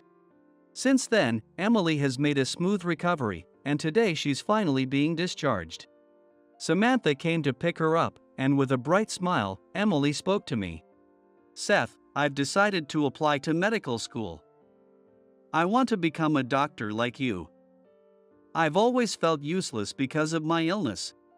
But now I want to help people. She shared her dream of becoming a doctor. Emily, you say you've never helped anyone, but your smile alone has brought so much comfort to Samantha, your parents, and everyone else. Even I was truly saved by your cheerfulness and warmth. So, please, don't ever say something so sad again. Really? So, I've actually been able to help you a little too? Of course. That's why I want you to keep smiling, always. He. That sounds almost like a confession, Seth. I'm happy to hear it. Hearing this, Samantha grinned and teased me brightly. Oh my. So, you're saying my granddaughter's husband is going to be someone as wonderful as Seth? I'd be thrilled to have you in the family. Geez, Grandma, you're jumping the gun. Emily's cheeks flushed as she protested, and I couldn't help but smile at the sight.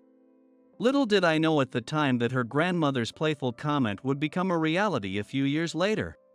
From that point on, I worked diligently, fostering better communication and collaboration with my fellow doctors and nurses. Although my time spent with Samantha and the cleaning crew had been short, it became a precious and formative period in my life. Even after returning to my role as a doctor, I occasionally visited the cleaner's break room. Armed with delicious treats, I had become the unofficial idol of the cleaning ladies. Life was fulfilling and enjoyable. Today, carrying another bag of snacks, I was heading to see Samantha and the others when Simon called out to me. Off to charm your fan club again, huh? Yeah, I heard there's a new crew member, so I thought I'd stop by to say hello. Ha, it's hard to believe you're the same guy from a few months ago. Who knew you'd be such a hit with the ladies? He says that with a light-hearted laugh. Then his expression turned serious, and he brought up a topic I wasn't expecting. By the way, do you remember the head nurse who used to manage the OR? Huh? Oh, vaguely, I guess? Did you know she left the hospital about a month ago? Come to think of it, one of the OR nurses mentioned something about that. I never really interacted with her much, though. Well, it turns out she was the mastermind behind the whole ordeal that got you sidelined. What? The revelation left me stunned. I could hardly believe that someone I'd barely spoken to had gone to such lengths against me. I found out from one of the OR nurses. Apparently, she orchestrated the resentment toward you, fanning the flames until it turned into a boycott. One of her closer co-workers had grown suspicious and confronted her before she left the hospital. That's when the truth came out. She was the daughter of the truck driver involved in the accident that killed your mother. What? The driver of that truck? Yeah.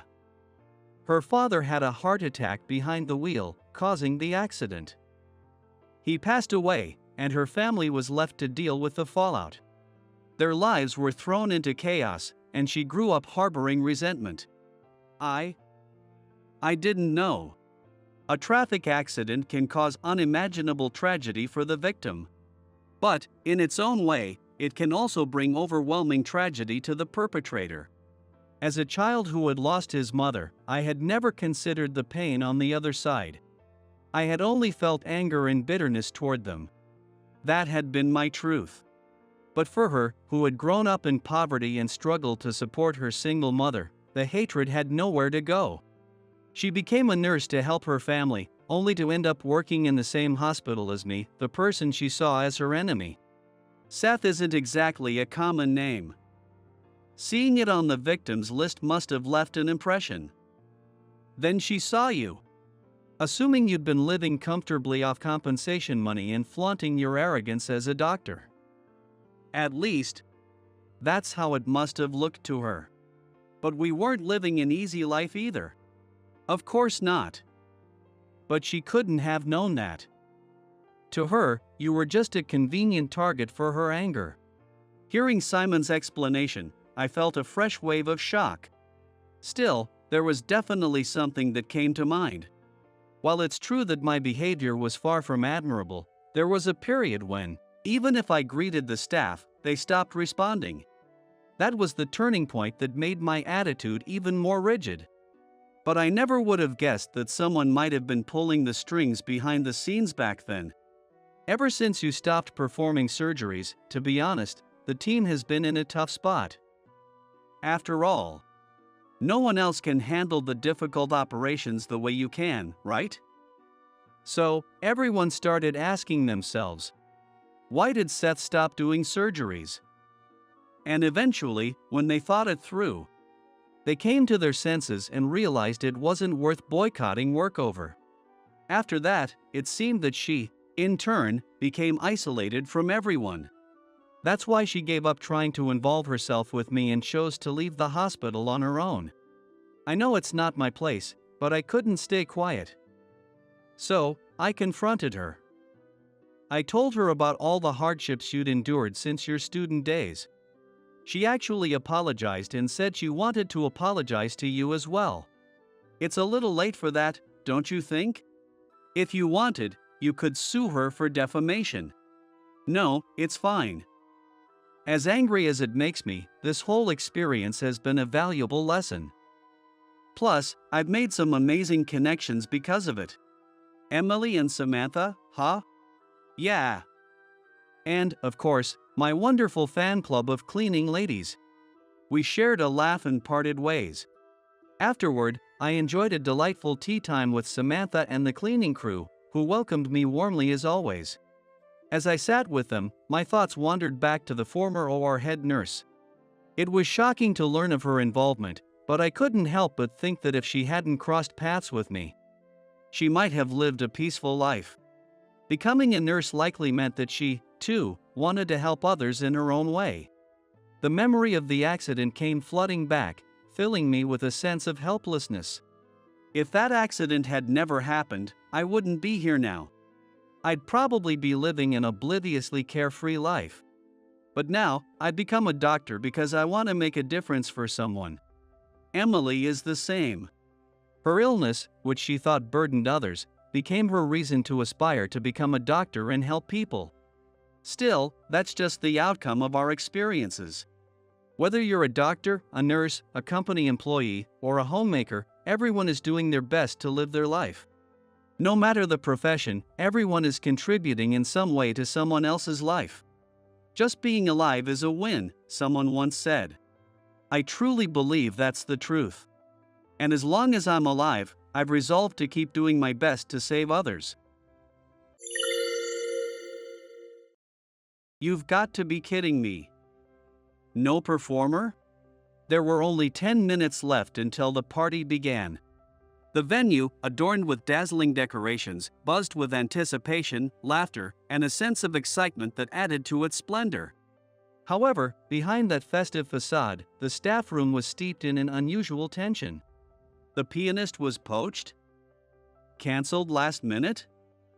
We have to apologize to the guests somehow. Her face turned pale in an instant, and her usual composure vanished without a trace. In the hushed room, her faint murmur seemed to resonate as if the walls absorbed her words. Breaking the heavy silence, I stepped forward. Let me borrow a suit. What? Her eyes flickered with surprise and anxiety.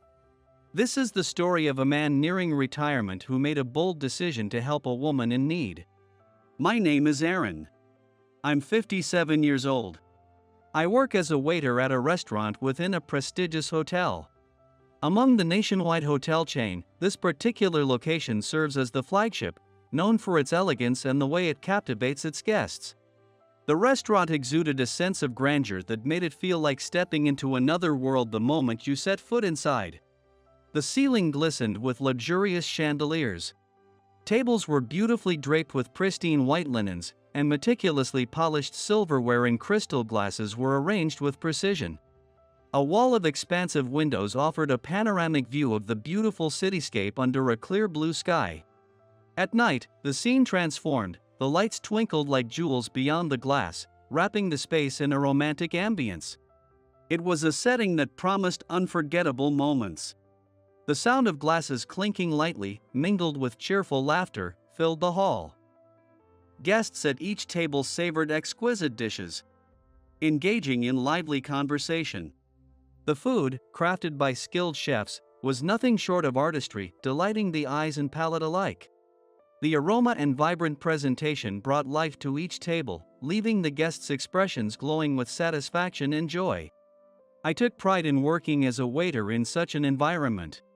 Remaining polite and discreet, I focused on doing my job without drawing unnecessary attention. My performance was unremarkable, neither exceptional nor flawed.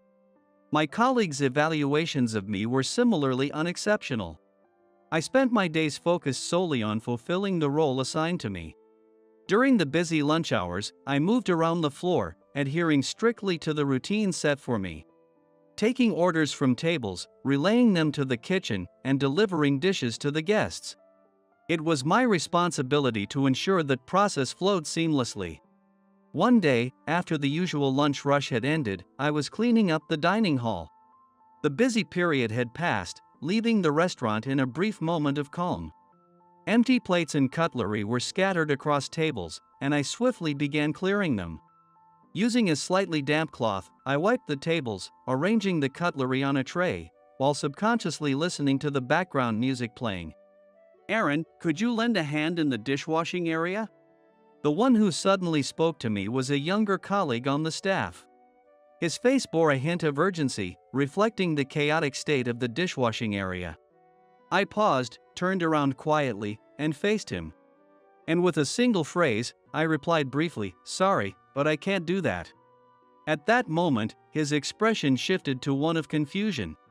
The younger staff member stared straight at me, his gaze probing for an explanation. Why not? It'll only take a little of your time. However, I keep my gaze steady and give a brief response. Don't ask why. A heavy silence filled the space, as if time itself had paused. My colleague, visibly puzzled by my words, hesitated, and the awkward tension grew between us. Then, Tom, the manager, appeared from the back. Hey, what's going on here? With his usual calm demeanor, Tom stepped in between us, gently pacifying my colleague and defusing the situation. At Tom's words, my colleague relaxed his shoulders and eventually left the scene. Tom glances at me briefly, lets out a small sigh, and says, Aaron, come with me. I nodded silently and followed him down a quiet hallway, away from the busy restaurant. Leaning against the wall, Tom studied my face for a moment before speaking. Aaron, I won't be able to shield you much longer. He is set to retire at the end of this fiscal year. There's a faint hint of sadness in his expression. I'm sorry for causing trouble. I bow my head to Tom. Don't push yourself too hard, but please, try to get along with everyone." His voice carried a gentle warmth, a sincere concern for me. Understood. The distant hum of the restaurant's activity reached us faintly, feeling strangely far away. An indescribable, unresolved heaviness churned within me. In the refined elegance of this hotel, I often felt like I didn't quite belong, like I was out of place. The new restaurant manager, Caitlin, arrived on a crisp morning that signaled the beginning of autumn. Her voice, as she introduced herself during the morning meeting, was clear and naturally commanded attention. "Good morning. My name is Caitlin, and starting today, I'll be managing this restaurant. I aim to bring the same level of success we've achieved at other locations to this flagship venue and foster even greater growth here. I look forward to working with you all." Recognized for her operational excellence at other hotels in the chain, Caitlin had been assigned to this flagship location. Despite its prestige, the restaurant faced challenges: a lack of innovation, insufficient focus on attracting new customers, and limited cost management efforts. Caitlin's determined goal was to overhaul these traditional approaches and bring about change. Her resolve was evident in every word she spoke. Although the applause following her introduction was somewhat restrained, it seemed every staff member could sense her strong, unwavering character. During her first few days, Caitlin made it a point to thoroughly inspect the floor and kitchen, speaking one-on-one with staff members. She clearly wanted to understand the existing operations in detail. As part of this process, she eventually reached out to me. "Aaron, do you have a moment?" It was after the lunch rush, once the cleanup had settled down. She invited me to a quiet corner at the back of the kitchen. Her expression was gentle, but her sharp eyes hinted at an intense focus. "I've heard you've worked here for many years, Aaron. Your experience is highly valued." "Thank you." "Well, I've just been here a long time, that's all." As I answer with a slight shrug, Caitlin shakes her head with a gentle smile. "Not at all. But there is something I'd like to ask you about." Her tone was gentle, but the words "a point of concern" made me sit up just a little straighter. "Aaron, your work is very meticulous and gives a sense of reliability. However, during the busy lunch hours, I think we need a bit more speed. While your calm and steady service is ideal for the dinner shift, lunch requires a faster turnover rate." As she spoke carefully, her expression was entirely serious, and I simply replied, "Understood." However, her next suggestion left me at a loss. "If possible, could we switch you to the evening shift? Your meticulous service would be greatly appreciated by our dinner guests." Without thinking, I shook my head. "I'm sorry, but that won't be possible." I had my reasons for refusing. However, I didn't feel like explaining them. Caitlin seemed slightly surprised by my reaction, but she quickly regained her composure and continued in a calm tone. "Is that so? May I ask why?" At that moment, a soft knock echoed from the direction of the restaurant's entrance. Caitlin glanced in that direction for a moment and said, "I'm sorry, let's continue this conversation later," before heading toward the door. Standing there was a young man. It was Seth, the guest pianist for the limited-time event. Dressed in a simple black suit, he looked slightly nervous.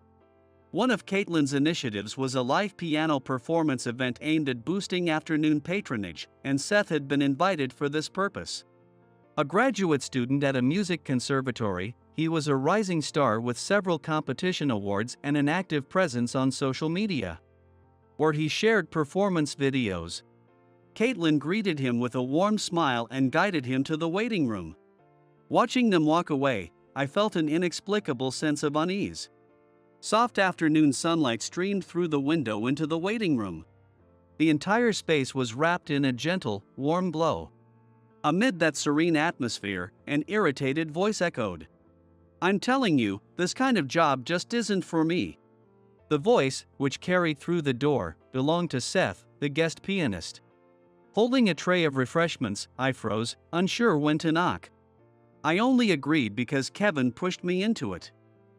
Playing at some old-fashioned restaurant like this? Honestly, It's ridiculous.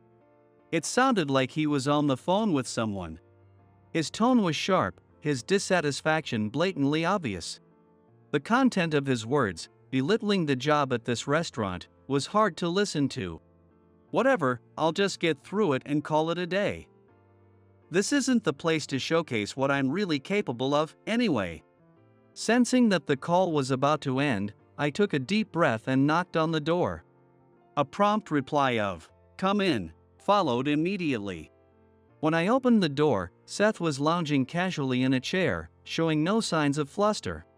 "Here's a little refreshment. Thank you for your hard work." I placed the tray in front of him. It was a set of cookies and tea. Seth glanced at me and said in a curt voice, "Oh, thanks. Your performance is highly anticipated." "The guests seem to be looking forward to it," I said. At my words, he immediately brightened and smirked. "Right? That program was actually designed by my mentor, Kevin." "Well, it only shines because I'm the one playing it," he continued, leaning back with a smug look. "Even this job, Kevin personally recommended me for it. Normally, opportunities like this don't just come along. But he probably vouched for me because he knows my talent." I was a bit taken aback by his boastful attitude but carried on the conversation. For someone so young, winning so many competitions is truly impressive. "Yeah, I guess. It's all talent. I don't even need to put in much effort." His words, laced with arrogance, had a sharp edge, but I managed to smile and left the room. As soon as I stepped into the hallway, I let out a deep sigh. That attitude, those words. While his confidence felt excessive, I couldn't deny that his achievements were genuine. Leaving the waiting room and returning to the restaurant floor, I saw Caitlin standing by the counter. She seemed to be deep in thought about something. I mustered my courage and called out to her. "Caitlin, why did you plan this live piano performance?" Her eyes widened momentarily in surprise, but she soon smiled softly. "Aaron, do you know how special this hotel used to be?" "No.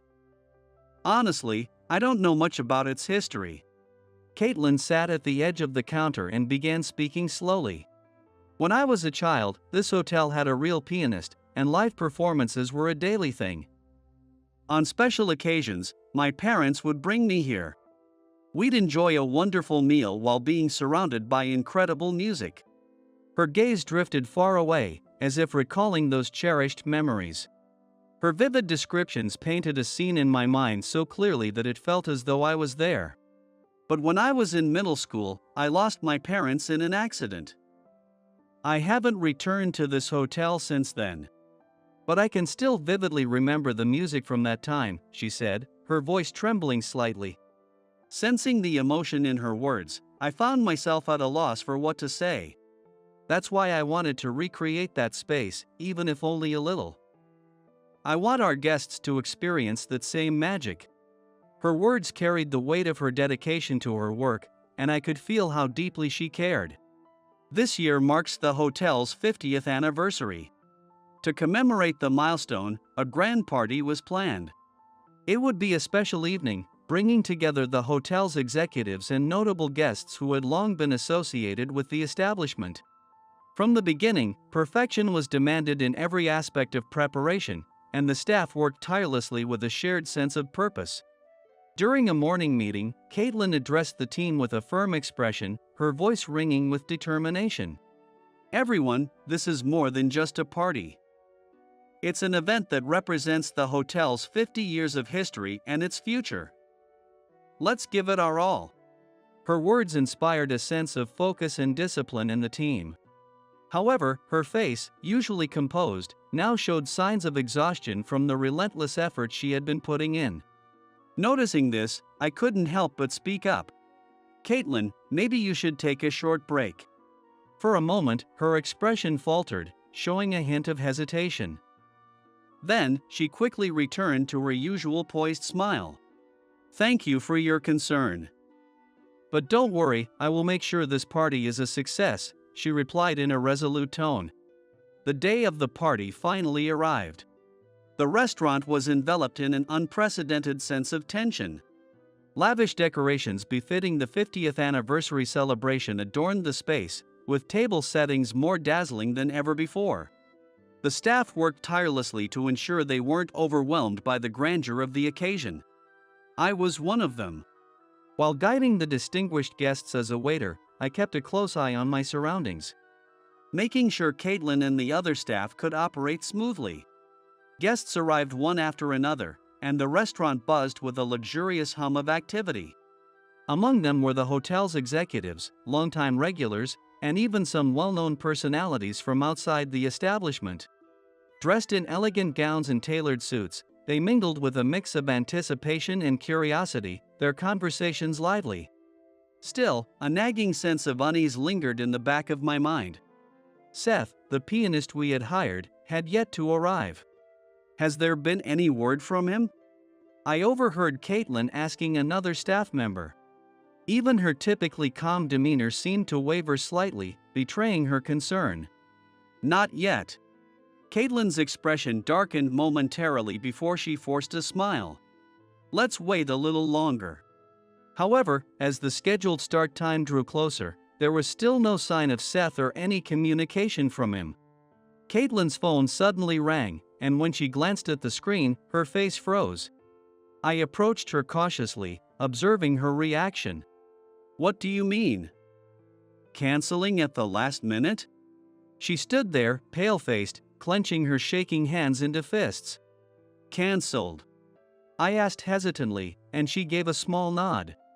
He took another job, and apparently, his mentor told him he didn't need to come here. This is beyond irresponsible.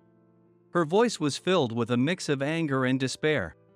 As the tense atmosphere enveloped everyone in the room, I found myself speaking up. Caitlin, can I see the program? Caitlin looked at me, surprised. What? Aaron, what are you? Caitlin hesitated but handed me the program. I looked through the list. It included classical masterpieces for the welcome performance and pop songs and movie themes for the mingling period. This might just be something I can handle. Where is the wardrobe? When I asked, Caitlin, though still in shock, guided me there. Could it be Aaron? There's no way an amateur performance could satisfy guests with such refined taste. At her words, I smiled softly. Actually, I used to be a musician. I think I can manage this program. Please, trust me, just a little. Caitlin's eyes reflected a mix of surprise and doubt, but eventually, she gave a small nod. Then, I'll leave it to you. I trust you. Sitting at the piano, I could see the black lacquered surface of the grand piano shimmering under the chandelier's light. The expectant gazes of the audience filled the silent room. My fingers trembled slightly over the keys. A cold sweat ran down my back, and my heartbeat felt so loud it seemed like everyone could hear it. The first piece was a classic among classics. A well-known masterpiece perfectly suited for the occasion. As I reached for the keys, a fleeting worry crossed my mind. What if my fingers slipped? But the moment I touched the keys, the fear evaporated like mist. With each note, my body naturally fell back into rhythm.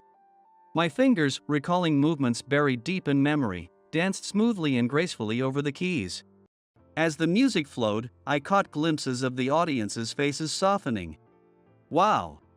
A low voice of admiration echoed through the quiet hall, and in that moment, something dormant within me awakened. It was the pride and passion I had once kept hidden deep in my heart. It was the joy of connecting with people through music. As the performance continued, the trembling in my fingers disappeared entirely, and each note seemed to convey my emotions. The powerful depth of the low notes and the delicate nuance of the high notes filled the air, enveloping the room and transporting the audience to another world. Next came the background music for the mingling portion of the party. I began playing with a mindful tone, aiming for a sound that was understated yet beautiful, ensuring it wouldn't disrupt the lively conversations. Laughter and the clinking of glasses could be heard from various corners of the venue. Those sounds blended with the piano's melody, and a sense of calm naturally spread through me. Midway through, I glanced up and noticed a little boy at the edge of the room. He seemed to be the grandson of the hotel's president, his eyes shining brightly as he watched me play. Swaying gently to the music, he turned to his family, excitedly saying something. "This is the piece I'm practicing right now." Hearing his small voice reach me, a warmth spread through my chest.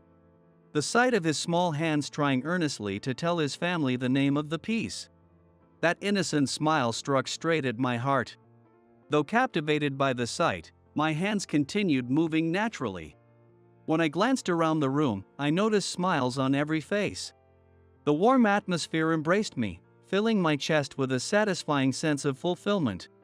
As the party ended and the once vibrant hall quieted with cleanup underway, a faint cool silence returned. Lingering at the piano, I continued to feel the sensation of the keys beneath my fingertips, savoring the afterglow. Caitlin re-entered the room.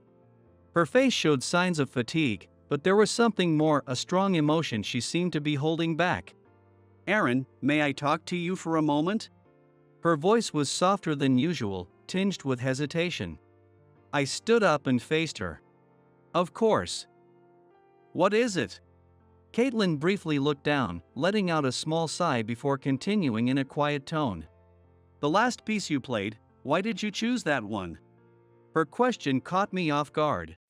But her earnest eyes told me she was seeking something meaningful. "That piece, it holds a special memory for me." I began to share an old story. Back in my student days, I worked here part-time. At the time, I was tasked with playing the piano, performing for guests every night. There's one particular evening I'll never forget. Caitlin leaned in slightly, captivated by my story. Seeing her interest, I continued. That night, there was a little girl dining with her family. She heard the piece I played and said, "This song is so beautiful." I was stunned. I never thought my performance could touch someone's heart like that. I spoke while recalling the vivid memory of that moment. It made me so happy that I've never forgotten that scene, even after all these years. And today, I remembered it again. I thought that if I played that song here once more, maybe it could bring someone joy like it did back then. Caitlin listened silently, then softly spoke. "That little girl who called your piano playing beautiful, that was me." For a moment, it felt like time had stopped. "What?" "Caitlin, it was you." A mix of disbelief and a deep sense of connection swirled within me. Caitlin nodded quietly and continued. "As I mentioned earlier, I often came to this restaurant with my family when I was little. Those special occasions always included piano performances. And that piece you played was my absolute favorite. I remember how happy my parents were when they heard it, too." Tears welled up in Caitlin's eyes. She seemed unable to contain her emotions. "I never imagined I'd hear that song again today, let alone that you were the one playing it." I felt a warmth spreading through my chest, filling me with gratitude and fulfillment. So that's how it was. I'm glad I took the chance to play it. Knowing that my performance left such a lasting impression on someone is the greatest happiness I could ask for. Caitlin smiled and gently wiped her tears away. "Aaron, thank you so much. You brought back precious memories for me, and more than that, you made this place feel like the special space it used to be, a place that brings people joy." Her words moved me deeply, and I bowed my head to her. "Thank you, Caitlin. Your dedication to this place is felt by everyone here, I'm sure of it." In the quiet of the now empty hall, we shared a moment of profound connection and gratitude.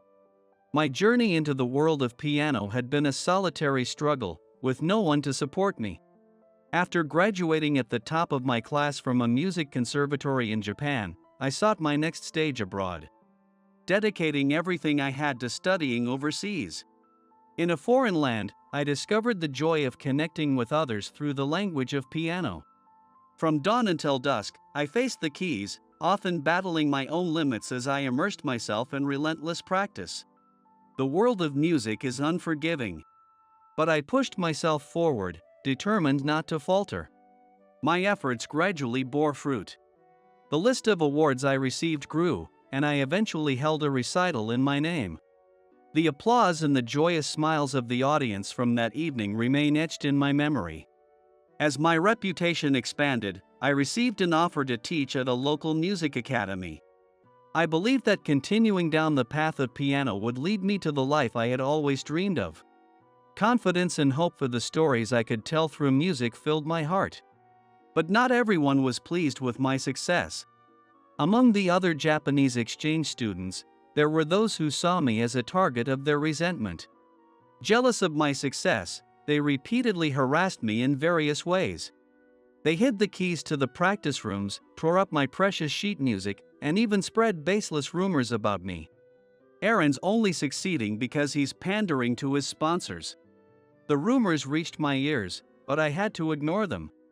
I had no choice but to prove myself through music. That was the core of my belief. But the rumors eventually reached the ears of my sponsors. I've heard troubling things about your reputation. We can no longer continue our support.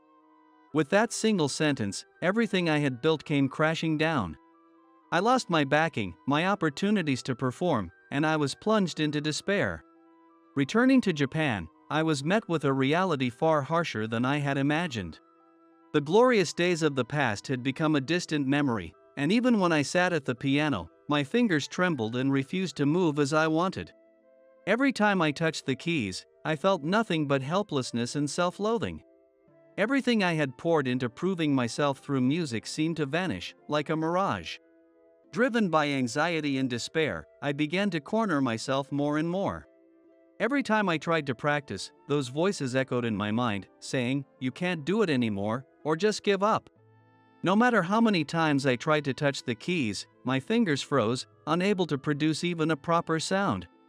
What lingered in my heart was a bittersweet attachment to music and an overwhelming fear of losing it forever. The room was filled with scattered sheet music and a piano covered in dust. Day and night blurred together as time seemed to pass meaninglessly.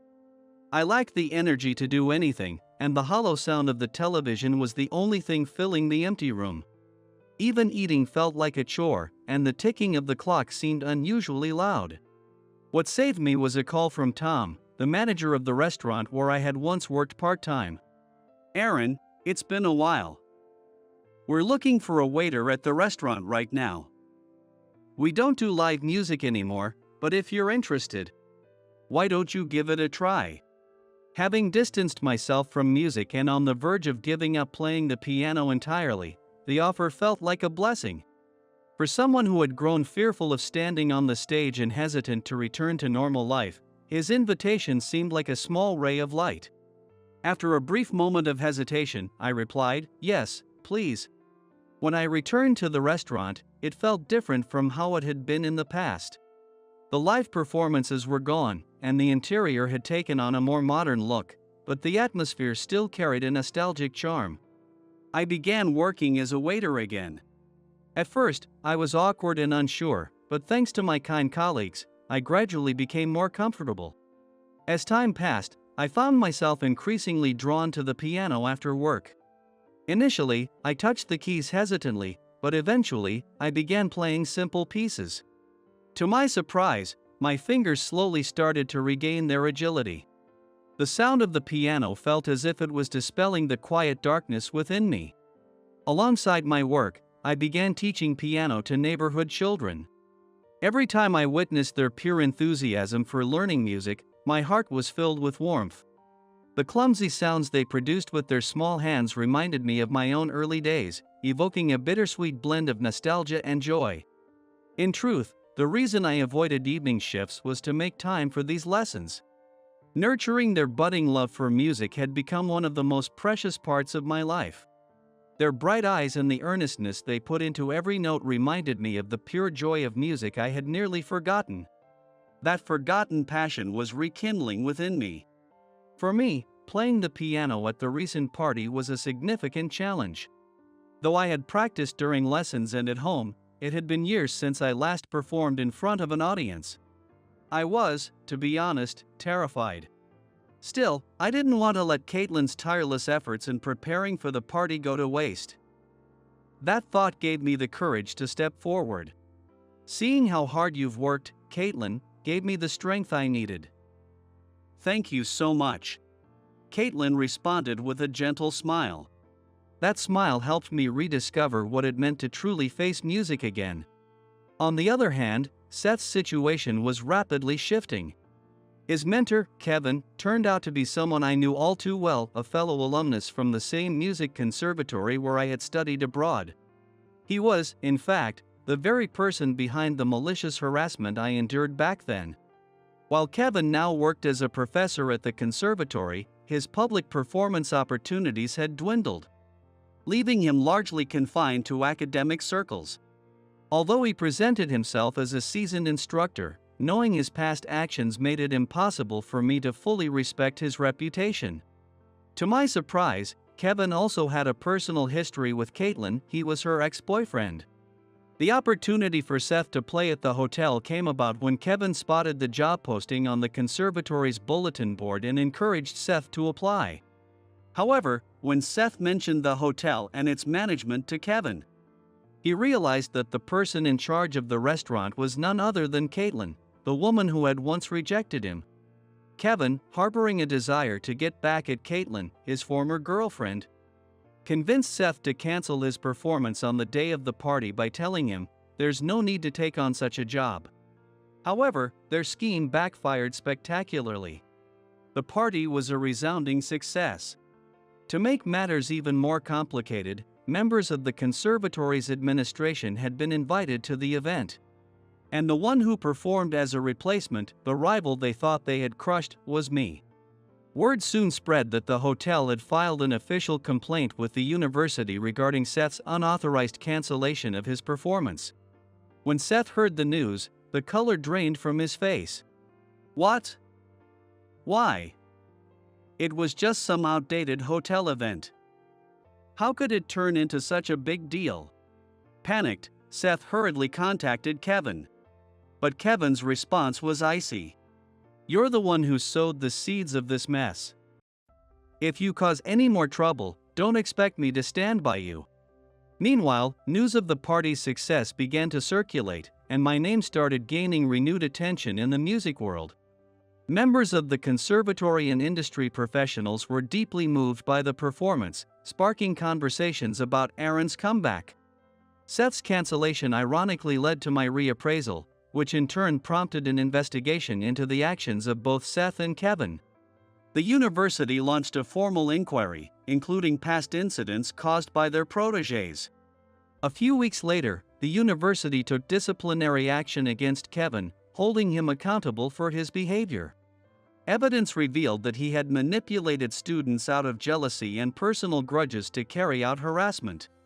Kevin lost his position as a professor and left the university. Seth, too, received a strict warning: any further misconduct would result in expulsion. Meanwhile, I continued working at the hotel as a waiter. But things had changed. Now, I regularly performed as a pianist during the hotel's live music events. After one performance, as I rested in a quiet corner of the hall, Caitlin approached me. "Aaron, today's performance was absolutely wonderful. Especially the last piece, it felt as if time had stopped," she said. Blushing slightly, I gave her a light smile. "Thank you. That really means a lot to me." Caitlin smiles softly. Every time I see that expression, it warms my heart. One day, Caitlin called me to her office. Her expression was serious, and I wondered what it could be about as I took my seat. "Aaron, I've received requests for you to work as an instructor at a music university. There's also an offer for a solo recital." After hearing her out, I shook my head. I turned down all of those offers. Caitlin, looking surprised, immediately asked, "Why?" "You could shine on even bigger stages, Aaron." I paused, thinking deeply. Unsure of how to put it into words, I decided to be honest about my feelings. I'm no longer interested in playing the piano for fame or status. What makes me truly happy is seeing the people in front of me smile. That's my dream now. Caitlin remained silent for a moment, gazing at me. Then, she smiled gently and said, "That's so like you, Aaron." Her words made my heart feel a little lighter. After that, Caitlin and I continued working together to make the hotel an even more captivating space. Her planning skills combined with my music seemed to naturally complement each other. The events became increasingly successful, and the smiles among the staff grew more frequent. One day, Caitlin murmured softly, "Aaron, I want to support you even more." Her words surprised me, but they also warmed my heart. "Thank you. I want to support you too, Caitlin. If that support comes in the form of music, I'll gladly play for you." Caitlin looked slightly surprised but then quietly nodded. Even now, I continue both my music and my work as a waiter. But it's not for fame or recognition. It's to bring joy to those in front of me and to create a unique, special space with Caitlin, something that can only exist in this hotel. "Let's keep working together, Caitlin." Whispering those words in my heart, I placed my fingers on the keys once more. In the soft light streaming into the hotel hall, I believe my piano will touch someone's heart today also. Hey, middle school graduate. Today's my birthday party, you know? Unlike you, I graduated from college, properly and all. No way someone like you could ever achieve a position where people would celebrate you like this, huh? Spencer, the department head, let out a filthy laugh, grinning at me with a smug look on his face. What awaited me upon my return to headquarters after 10 years was Spencer's intense harassment. Even after all these years, he hadn't changed a bit. Clenching my fists tightly, I started to rise from my seat. Just then, the sharp sound of heels striking the floor echoed through the room, and a stunning colleague appeared.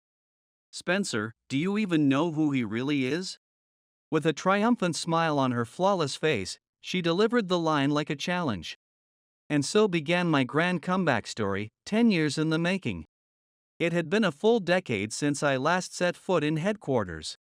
The unchanged exterior of the building, the familiar layout of the rooms, the creaky sound of the doors, the desks and chairs, the potted plants, and the large windows designed to let in sunlight.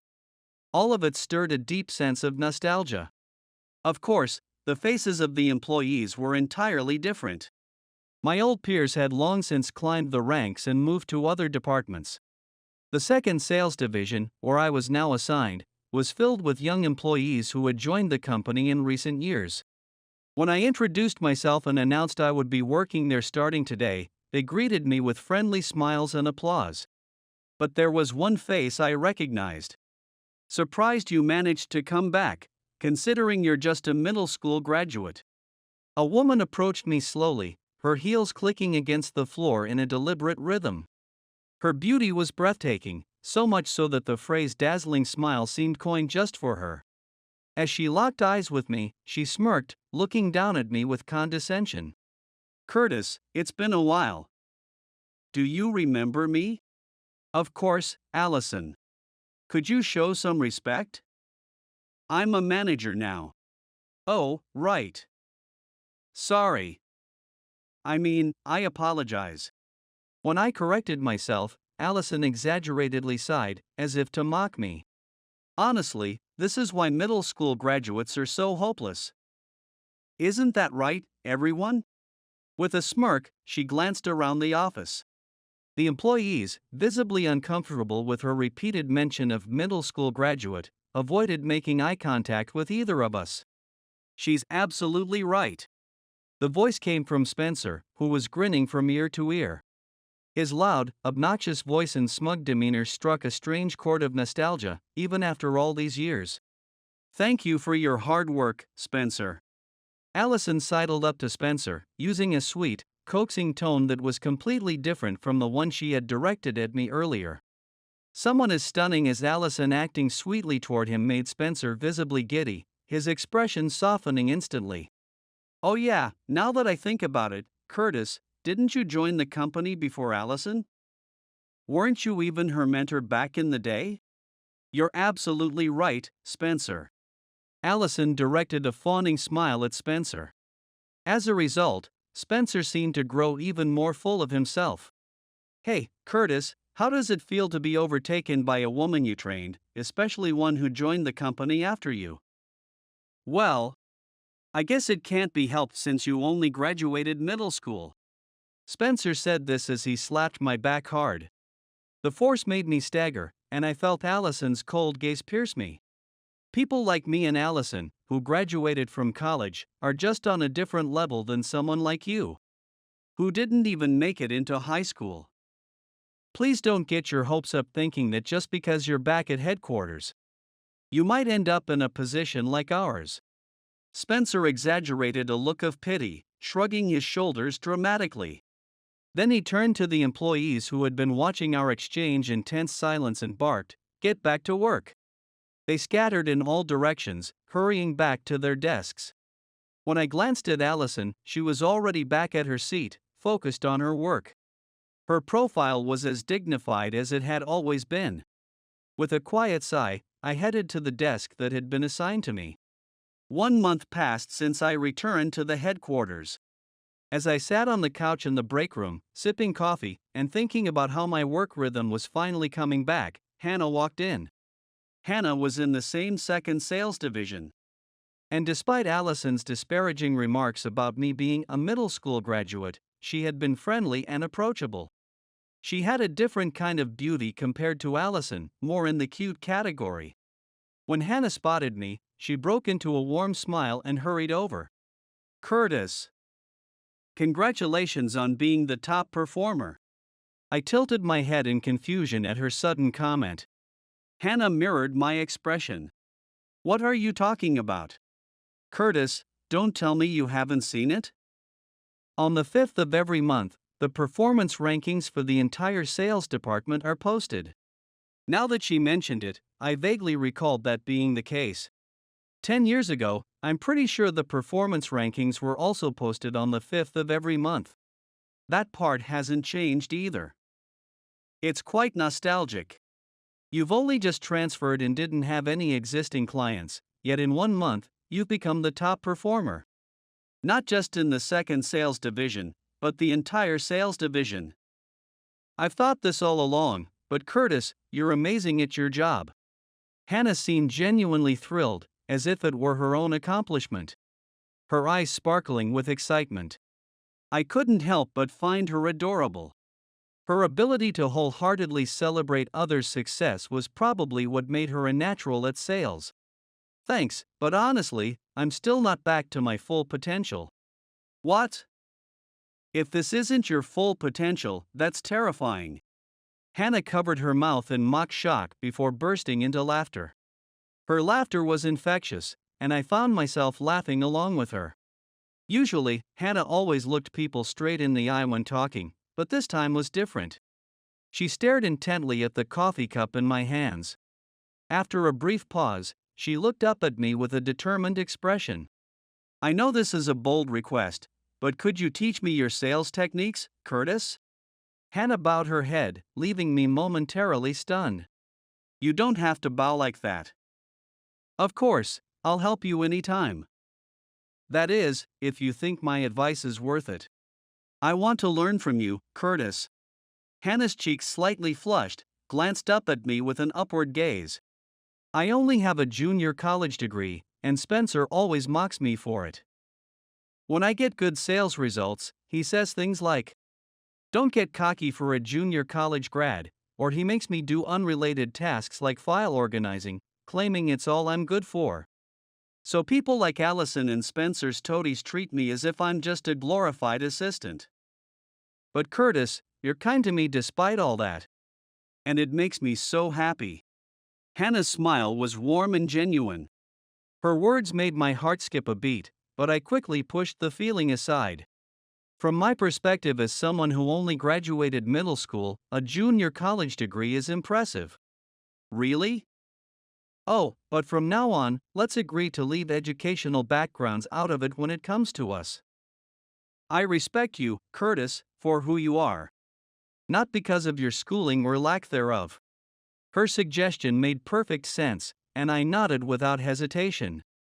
If anything, I'd rather not bring up the subject of education at all. On the way back to the division after finishing my coffee, Hannah suddenly said, "By the way, I once heard there was an incredibly skilled salesperson at one of the subsidiaries." "That was you, wasn't it, Curtis?" I hesitated, unsure whether to confirm or deny it, but Hannah took my silence as affirmation. "I knew it," she said, flashing a triumphant smile. I couldn't help but avert my gaze in embarrassment. A few days later, while I was glued to my computer, organizing materials for a sales presentation, my manager, Allison, suddenly held out her hand in front of me. Not understanding her intent, I glanced between her well-manicured hand and her slightly irritated expression. Allison furrowed her brow, looking as though she couldn't believe my confusion. "Haven't you checked the company email? I sent a notice last week about Spencer's birthday party this weekend. Today's the deadline to pay the fee. Even a middle school graduate like you are required to attend." Her tone was matter-of-fact as she thrust her hand closer to me. Panicking, I pulled some cash out of my wallet and placed it in her hand. She gave a dismissive snort, turned on her heel, and walked away. "Are you okay?" Suddenly, Hannah appeared beside me, looking genuinely concerned. I reassured her that I was fine. "She's beautiful, but maybe it's because she's beautiful, Allison's terrifying. Plus, she sucks up to Spencer all the time." Hannah pouted in disapproval. "Still, they're throwing a birthday party for Spencer, huh? It's an annual tradition. Everyone's forced to go, and it's pay to attend." "Really?" I couldn't help but express mild admiration, while Hannah shrugged her shoulders indifferently. "Back when I was at headquarters, they didn't do things like this. But then again, the department head back then was someone else, and Spencer was just a section manager. I don't really want to go, but if I don't, who knows what he might do. Spencer's notorious for transferring people he doesn't like to less desirable positions." "I've heard that." I nodded dramatically to emphasize my point. "But this year, Curtis will be there, right? If you're going, it'll probably be more fun. Let's chat a lot, okay? You're always chatting with me." Hannah puffed out her cheeks in mock annoyance at my comment. As I smiled at her reaction, she leaned in close to my ear. "There are some things you can only talk about when alcohol is involved, you know?" The warmth of her breath made my heart race.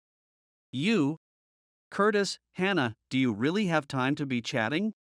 Allison's cold rebuke and sharp glare cut through the moment. Hannah hurried back to her desk. On the day of Spencer's birthday party. The party was held in a private room at a barbecue restaurant favored by the sales division.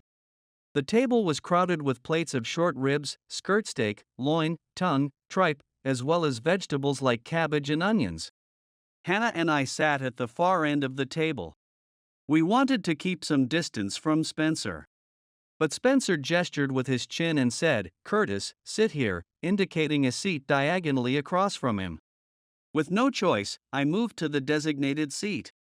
Hannah tried to sit beside me, but Spencer dismissed her with, "A junior college grad sits at the far end." Once everyone's drinks were served, a toast was proposed. I lightly clinked glasses with the person sitting nearby to make a toast. I held out my glass to Spencer just in case, but he ignored me. "The sales results last month, that was just a fluke, wasn't it?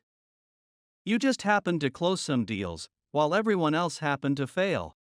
That's what we call beginner's luck, everyone. Take note." After taking a satisfied sip of his beer, Spencer declared this loudly. "I've been in sales for 22 years, so I wasn't hardly a beginner." But I swallowed my retort along with my drink. Spencer suddenly looked around the room. "By the way, where's Allison?"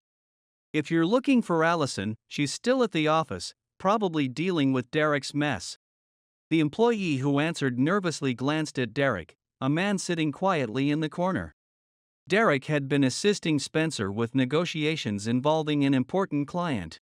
But yesterday, it was discovered that he had made a pricing error on the product. Spencer barely acknowledged Derek with a glance before gulping down his beer. "Ah, Allison's diligent."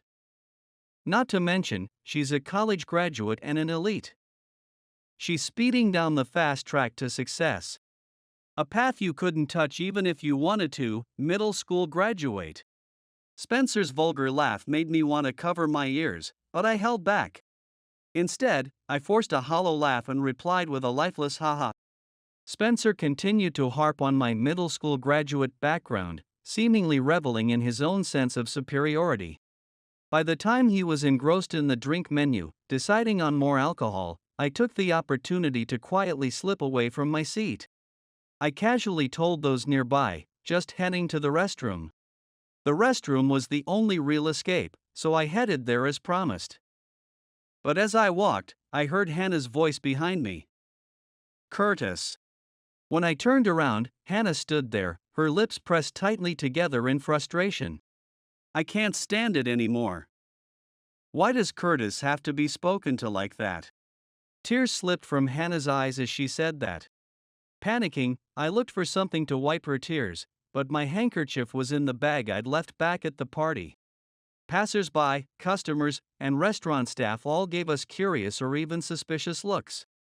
Feeling increasingly flustered, I tried to calm Hannah by gently patting her shoulder. But she leaned into me, burying her face against my chest. Unlike the earlier discomfort from being watched, this moment filled me with a different kind of nervousness, sweet but overwhelming. I froze, unsure of what to do. What should I do? Before I could figure out how to respond, the sharp clack of heels announced Allison's arrival. What's going on? She appeared with an air of authority, her narrowed eyes darting between me and Hannah, who was crying into my chest. Allison immediately pulled Hannah away and retrieved a handkerchief from her bag, placing it gently in Hannah's hand. Then she turned her fierce gaze to me. Curtis, what did you do to Hannah? It was clear she thought I had made Hannah cry. Considering the situation, I couldn't really blame her. The way Allison stood with her arms crossed and looked down at me was imposing, to say the least. No, Allison. This has nothing to do with Curtis. I'm crying because of Spencer.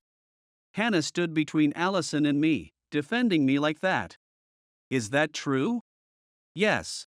When Hannah nodded, Allison, still wearing a stern expression, simply said, I see, and let out a small sigh. She glanced briefly at me. Curtis, I'm late, but it's fine now. Her cryptic comment left Hannah looking puzzled. I simply nodded at Allison, signaling my understanding. Then I turned to Hannah. Let's head back, Hannah. I tried to sound as gentle as possible. Hannah wiped her tears with her sleeve, still looking unsure as she glanced between me and Allison. When I forced a smile, as if to say everything was okay, Hannah gave a slight nod. When I returned to my seat, Spencer was thoroughly drunk. With his face bright red, he had female employees on both sides, grinning foolishly. The women were smiling too, but it was clear that their smiles were forced. As soon as Spencer noticed me, his eyes gleamed like a predator spotting prey. Hey, middle school graduate. Where the hell did you go? This is my birthday party. Unlike you, I actually graduated from college, you know. You'll never reach a position where people throw you a birthday party like this. Spencer let out a crude laugh, turning to the women beside him as if seeking their agreement. The women nodded faintly, their strained expressions betraying their true feelings. Beside me, Hannah looked like she was about to burst, unable to hold back any longer, and opened her mouth to speak. The sharp sound of heels hitting the floor echoed through the room. Hannah, Spencer, the female employees, and everyone present turned their attention not to me, but to Allison, who stood behind me. Oh, Allison. You're late. Come on, have a seat over here. Spencer gestured to the female employee sitting to his right to move aside, then patted the now empty seat and beckoned Allison over. No, thank you. Allison's words silenced the room as if someone had poured water over it. The smile vanished from Spencer's face. What's the matter? Tired from working overtime? But that's no excuse for ignoring an order from your boss, is it? Even so, Allison didn't move. A vein started to bulge on Spencer's forehead. Hey! What's with that attitude? Do you think you can treat me like this? Just because I've been a little kind to you, don't get carried away. Spencer's frustrated yelling filled the room. Yet, Allison still refused to sit next to him. A gentle hand rested on my shoulder. I turned to see her. Spencer, do you know who he really is? Allison, standing behind me, cast a triumphant smile as she looked down at me with her refined features. Who he really is? What are you talking about? Allison, what nonsense are you spouting? This guy is just some middle school graduate. Curtis. Ignoring Spencer's furrowed brows, Allison addressed me. I nodded and stepped forward. Spencer glared at me with a mix of anger and confusion on his face. Without acknowledging his expression, I began speaking. Spencer, for years, you've been taking credit for your subordinates' achievements and blaming your mistakes on them, haven't you? That's how you got to where you are now, isn't it? What's this all of a sudden? What nonsense are you spewing, you middle school graduate? Got any proof? Of course we do. Allison stepped in front of Spencer, holding up her phone conspicuously. She opened a recording app, turned the volume to maximum, and pressed play. The deal with the client failed because of you, Derek. It's your responsibility. What? But I didn't. I was just assisting Spencer with the deal itself, and. Is that so?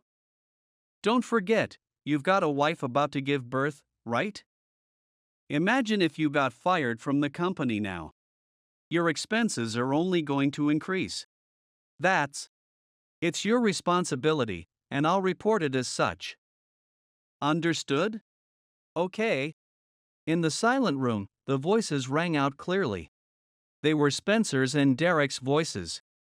I glanced at Derek, who was seated properly, his fists clenched tightly on his lap. He must have recorded it. At Allison's request. No one said a word. The two female employees sitting next to Spencer quietly got up and left their seats. Spencer, whose face had turned pale, was now beginning to flush red with anger. He slammed his fist onto the table. The loud bang echoed, causing the glasses and plates on the table to tremble. Allison! You betrayed me. Betrayed? You were the one trying to frame me, Spencer. As Spencer yelled, spittle flying, Allison responded with a cold smile. Spencer grimaced with frustration, unable to say anything more. It was as if the tables had turned from 10 years ago. 10 years ago, when I was still working at headquarters.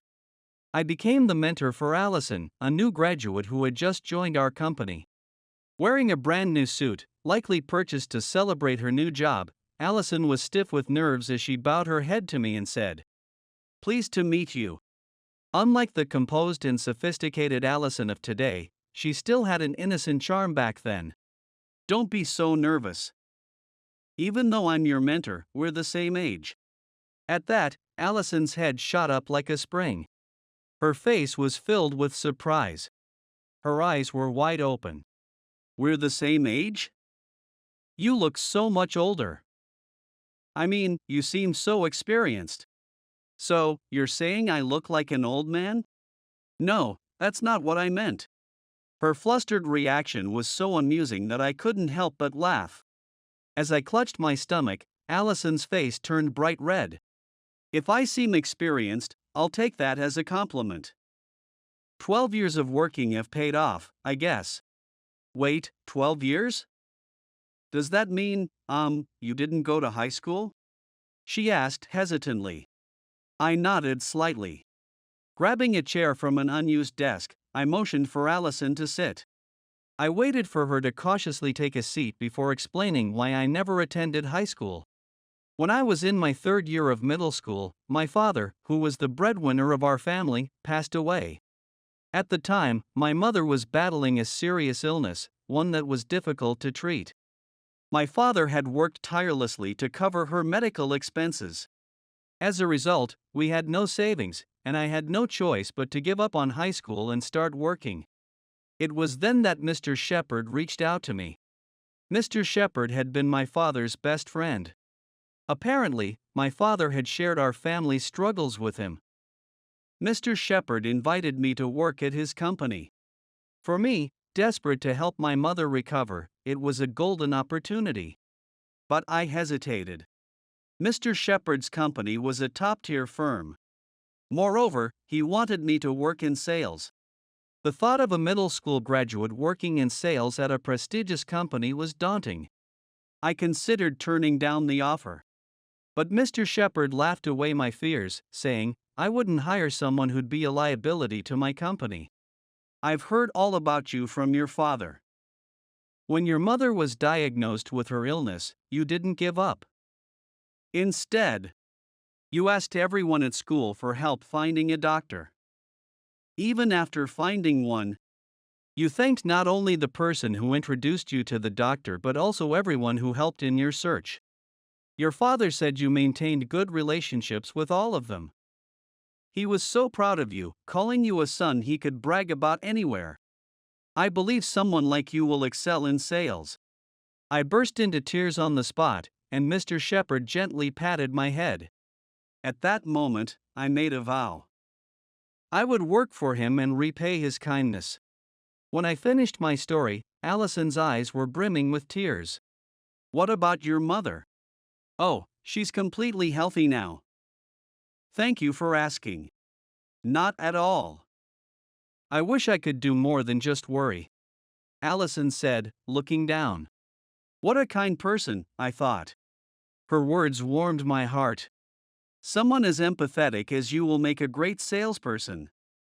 Let's do our best together. I spoke in an upbeat tone, and after wiping her tears, Allison smiled brightly and replied, "Yes." A month after Allison joined, I invited her out for dinner. I admired her dedication and enthusiasm at work and wanted to get to know her better. However, embarrassed to reveal my true feelings, I framed it as a way to acknowledge her hard work. Allison readily accepted the invitation. I made a reservation at a French restaurant near the office for the meal. I've heard it's popular with women and hard to get a reservation there. How did you manage to get a reservation here? When Allison sat down, her eyes sparkled as she eagerly looked around the restaurant, her gaze darting from one elegant detail to another. Seeing her so delighted, I let out a small sigh of relief. The conversation flowed more naturally than I had expected. Allison shared things she couldn't say at work, like complaints about her boss, especially Spencer. She also talked about the toy poodle her family had at home, and her recent hobby of grinding coffee beans herself. I listened attentively, enjoying her stories and chiming in with nods and the occasional comment. "Oh, I'm so sorry. I've been doing all the talking, and it's all about me." "No, I enjoy hearing your stories, Allison." "But still." She bit her lip, looking oddly frustrated. "In that case, how about granting me a small request?" "Yes. Anything." A smile crossed my face as Allison suddenly looked up. "Can you drop the polite language and speak casually with me?" "What?" "But you're my senior." "Yeah, but we're the same age, aren't we?" "If it bothers you in front of others, then just do it when it's the two of us." I put my hands together in a playful gesture of pleading. "Well, if you insist." Allison nodded, her cheeks slightly flushed. Internally, I celebrated with a silent fist pump. Allison was the kind of person who couldn't turn a blind eye when something didn't sit right with her. She pursued what she thought was right with unwavering determination. I admired that about her, though not everyone did. One day, an employee who had joined the company at the same time as Allison made the mistake of arriving late to an appointment, angering the client severely. Spencer, who was a team lead at the time, scolded the employee harshly.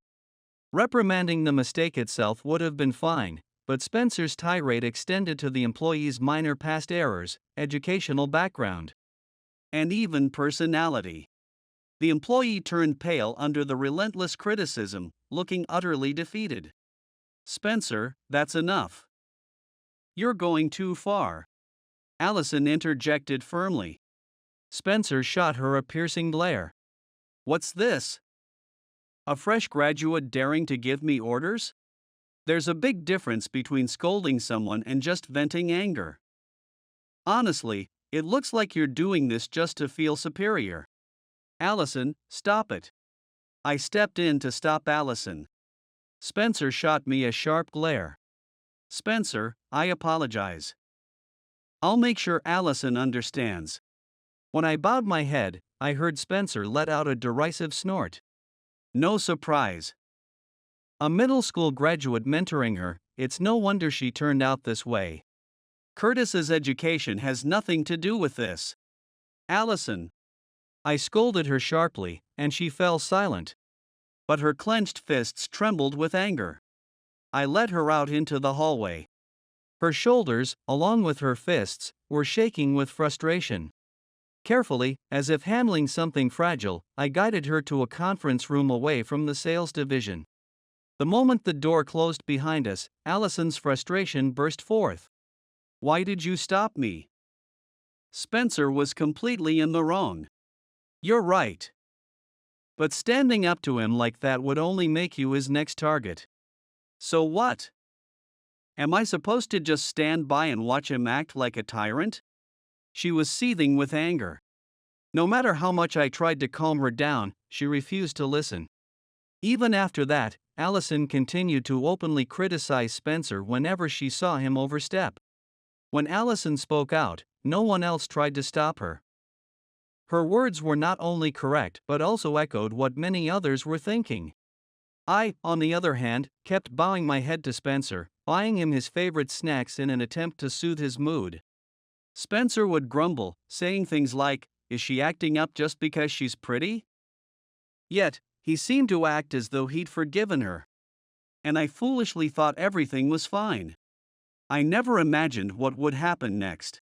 A few weeks later, a report came in claiming that Allison had made a mistake in the quantity of an urgent order for a major client. The order fell drastically short, enraging the client and bringing the partnership to the brink of termination. This client accounted for 40% of our company's sales. Losing them would result in enormous losses. The account was officially Spencer's responsibility, but he often used his busy schedule as an excuse to shove tasks onto Allison. Spencer claimed it was Allison's fault since she handled the order, while Allison insisted, "I didn't place that order." But the order record was found on Allison's computer, which became irrefutable evidence against her. Allison cried out in despair, "What is this? I don't know anything about this." The company ordered Allison to transfer to a subsidiary. A demotion in every sense. I can still vividly recall Spencer's cold smile and Allison's face twisted in frustration as she received the news, even 10 years later. I felt responsible. I had agreed with Allison's criticisms of Spencer but never strongly discouraged her from confronting him. I decided to appeal directly to Mr. Shepard. I told him that as her mentor. Allison's mistake was ultimately my failure and asked him to transfer me instead of her. Mr. Shepard simply asked, "Are you sure?" I nodded firmly. Thus, Allison's transfer was revoked, and I was transferred in her place. When Allison learned of the decision, she reportedly went straight to the HR department. I was summoned by HR via intercom, and when I rushed over, I found Allison disheveled, arguing passionately. "Why Curtis? It's all Spencer's fault." "Allison, there's no point in arguing with HR about this." I made an effort to calmly hold Allison back, and she gave me a deeply hurt expression. "If anyone should have caught Allison's mistake, it should have been me, as your mentor. This is my responsibility." When I gently placed a hand on her shoulder, Allison nearly collapsed to her knees. I quickly supported her, guiding her away from HR as she seemed too dazed to walk on her own. As we passed employees in the hallway, they averted their eyes, as though witnessing something they shouldn't. With nowhere else to go, I brought Allison to the break room. The workday was nearly over, so the room was empty. I seated Allison on the sofa. She began to cry, her tears falling onto her skirt in large drops. "It's all my fault, isn't it? Curtis is being transferred because I kept acting self-righteous and standing up to Spencer. And because I couldn't refute the false evidence he brought forward. Her sobs were heart-wrenching. I sat next to her and gently rubbed her back. Then, Allison suddenly threw her arms around me. Her hands on my back held me tightly, as if she were clinging to me for dear life. I should be the one to go. It's my responsibility, it should be me. It's fine, Allison. I'm a middle school graduate, so my future was never guaranteed. But you're different. You're an elite college graduate. You can't let this setback define you. That doesn't matter, none of that matters. With those words, Allison started crying again. I gently pulled her into my arms. I cozied up to you after Curtis's transfer, altogether evidence of your misconduct. I wanted to get him reinstated at headquarters. It's infuriating how good you were at covering your tracks, so it took me 10 years to get this far. Allison clenched her phone tightly. Spencer's lips quivered as he stood there, visibly shaken. Then, in a sudden move, he lunged forward and snatched the phone from Allison's hand. Ha ha! Is this all the evidence you've got? If I take this, you've got nothing. Both of you, Curtis and you, are getting transferred. No! Not just transferred, you're both fired. As the department head, I can make it happen. Spencer shouted triumphantly, as if he had just claimed a major victory. The air was so tense that the sound of the surrounding employees holding their breath could be heard. Spencer, neither of us will be fired or transferred. What are you even talking about? The difference in power between you and me is obvious, isn't it? Or are you so foolish that you can't even understand that? I thought even a middle school graduate would know as much. Even I know that a department head outranks a regular employee. But there's someone above you too, isn't there? Well, of course, the executives and Mr. Shepard are above me. Spencer furrowed his brows in confusion. I took a deep breath and spoke to him. Spencer, Mr. Shepard already knows everything. What? Ha, ha, ha. What nonsense are you spouting now? Do you think such a blatant lie will work on me? Spencer didn't finish his sentence. He stared past me, his face frozen in shock. Following his gaze, I saw Mr. Shepard standing there. I asked him to come. Allison looked at Mr. Shepard with an apologetic expression, her eyebrows lowering slightly. Mr. Shepard raised a hand to stop her. Mr. Shepard, how long have you been? Since Curtis returned to his seat. I also listened to the incriminating audio evidence. No. Mr. Shepard, that wasn't me. It's fabricated. Right, Derek? Tell them it's fake. Spencer shouted, turning to Derek. Though visibly trembling, Derek shook his head. Having lost the allies he thought he had, Spencer stood there in shock. Mr. Shepard gently took Allison's phone from his hands. I'd heard rumors that you might be involved in misconduct. That was also why Curtis was transferred to a subsidiary. He's the son of my closest friend, after all. Mr. Shepard faced Spencer with a stern look. Still, I lacked concrete proof of your wrongdoing. And to be fair, until now, you've been an excellent employee. I didn't want to believe the allegations. That's why Curtis's transfer was meant to be temporary. I planned to bring him back soon. But Curtis insisted on staying until he achieved remarkable results at the subsidiary.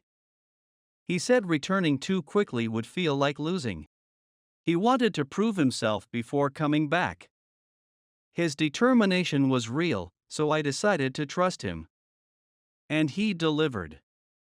At that subsidiary, he achieved results that outperformed even our headquarters sales team. Mr. Shepard turned to me, his eyes full of warmth. You did well. Hearing those words, a surge of emotion welled up in my chest, threatening to spill out as tears. But now wasn't the time to cry, so I swallowed it back. To coincide with Curtis's return to headquarters, I had him investigate your misconduct. Allison also informed me that she was gathering evidence. Allison, besides the audio recording, do you have more evidence? Yes.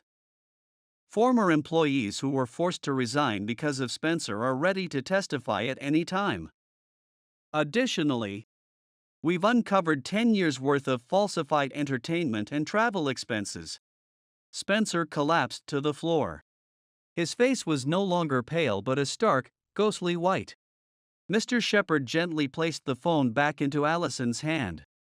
Then, turning to me again, he spoke with a deep sense of regret. It took 10 years to gather the proof we needed.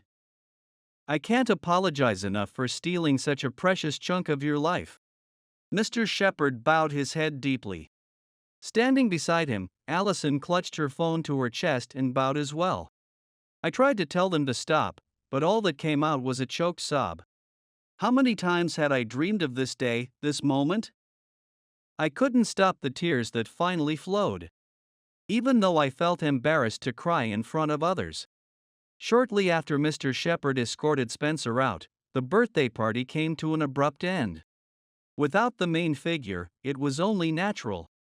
Besides, the festive atmosphere had already turned cold. On the way home, I walked alongside Allison and Hannah. Allison's heels clicked against the quiet streets. The sound oddly soothing. I'm so glad it's all over. Honestly, I was terrified that Curtis and Allison might get fired. It was Hannah who let those words slip. Her voice seemed to be trembling slightly. I'm sorry. When I apologized, Hannah managed a smile, as if she were holding back tears, and shook her head. To be honest, I thought Allison was on Spencer's side. I thought she disliked you, Curtis. It was all an act to deceive Spencer. If I couldn't fool even the others, he would have caught on right away. Allison let out a wry smile at Hannah's words. I truly respect you, Curtis. I'm really sorry for bringing up the whole middle school graduate thing. It's fine. I always believed in you, Allison. When I said that, Allison, who had been looking down, suddenly raised her head. Was it just my imagination, or were her cheeks slightly red? Somehow, my face also started feeling hot. By the way, Curtis and Allison, are you two really just senior and junior colleagues? Hannah's unexpected question made the heat in my face intensify even more. No way. Me, dating someone as beautiful as Allison? So it's not like that? Then, I don't need to hold back, right? Hannah leaned in closer to me. As her warmth flustered me, Allison suddenly took my hand. Sorry, but we're heading to the after party now. Just the two of us. With that, Allison grabbed my hand and took off running. Hey, that's not fair. Hannah's voice echoed behind us, but she didn't chase after us. The sharp clicks of Allison's heels against the pavement rang out as we ran. I worried she might trip, and sure enough, Allison slipped. I caught her, surprised by how light she felt. Her slightly labored breaths, the warmth I could feel even through her clothes, her slightly disheveled hair. The beads of sweat forming on her forehead, and her moist eyes looking up at me, everything about her stirred my heart. Curtis, I love you. Allison whispered, leaning into me. With her ear pressed to my chest, she must have heard my heart racing like a drum. From the moment you became my mentor, through the 10 years after you were transferred, I've always loved you and only you. Allison. She gazed up at me with upturned eyes. Drawn to her defenseless lips, I leaned in closer. Suddenly, a loud bicycle bell shattered the moment. In a hurry, Allison and I stepped to the side of the road. The bicycle raced past us at full speed. Allison and I glanced at each other. And then, as if on cue, we both started laughing. Let's go home for today. At Allison's suggestion, I nodded. Still holding hands, with our fingers gently intertwined, we began our walk home. Sometime after the incident, Spencer was officially dismissed. Given that he had not only pinned his mistakes on subordinates and stolen their credit but also embezzled company funds for 10 years. It was only natural. Apparently, other companies were informed of his actions, making it difficult for him to find new employment. Even his family left him, and now he seems to be surrounded by enemies on all sides. I was promoted to fill the vacant position. With Curtis's sales record and contributions to the company, it's only natural, Hannah said, puffing up proudly as if it were her own achievement. As I scratched my cheek, feeling a bit embarrassed, Allison appeared, carrying her laptop and frowning. Sensing trouble, I instinctively stepped away from Hannah, but it was already too late. Hannah, stop slacking off and get back to work, would you? Allison's voice was sharp as she scolded Hannah. But Hannah seemed unfazed. I'm on a break right now. Well, I need to discuss something with Curtis for work. Curtis, use your managerial authority to kick her out, please. Curtis would never do that. If you keep being so petty, he might lose patience with you. Not that I'd complain if that happened. The two of them squared off, with me caught in the middle, sparks practically flying between them. The tense atmosphere made me break out in a cold sweat. I glanced around at other colleagues, silently begging for help, but all I got were amused smiles as if they were saying, "Must be nice to have two women vying for you. I've got an appointment now." Ignoring Allison and Hannah's indignant cries of Curtis, I decided to make my escape to the one thing I was best at, work. As I let out a sigh of relief by the elevator hall, Allison caught up to me. Leaning close to my ear, she whispered, "Can I come over tonight?" That's right, Allison and I started dating that night. We've kept it a secret at work for now. Avoiding her gaze, I gave a small nod. Allison smiled brightly and said, "Good," before walking away. I never thought a day like this would come. Stepping outside, I looked up at the office building towering above me. The cloudless sky was dazzlingly bright. I was happy about being promoted to department head. To be honest, I had given up on the idea of climbing the corporate ladder because of my middle school graduate background. But now, I've realized that academic credentials don't define my worth. There are people who see me for who I am and appreciate my efforts. That realization filled my chest with warmth. From here on out, I'm determined to keep growing and giving it my all.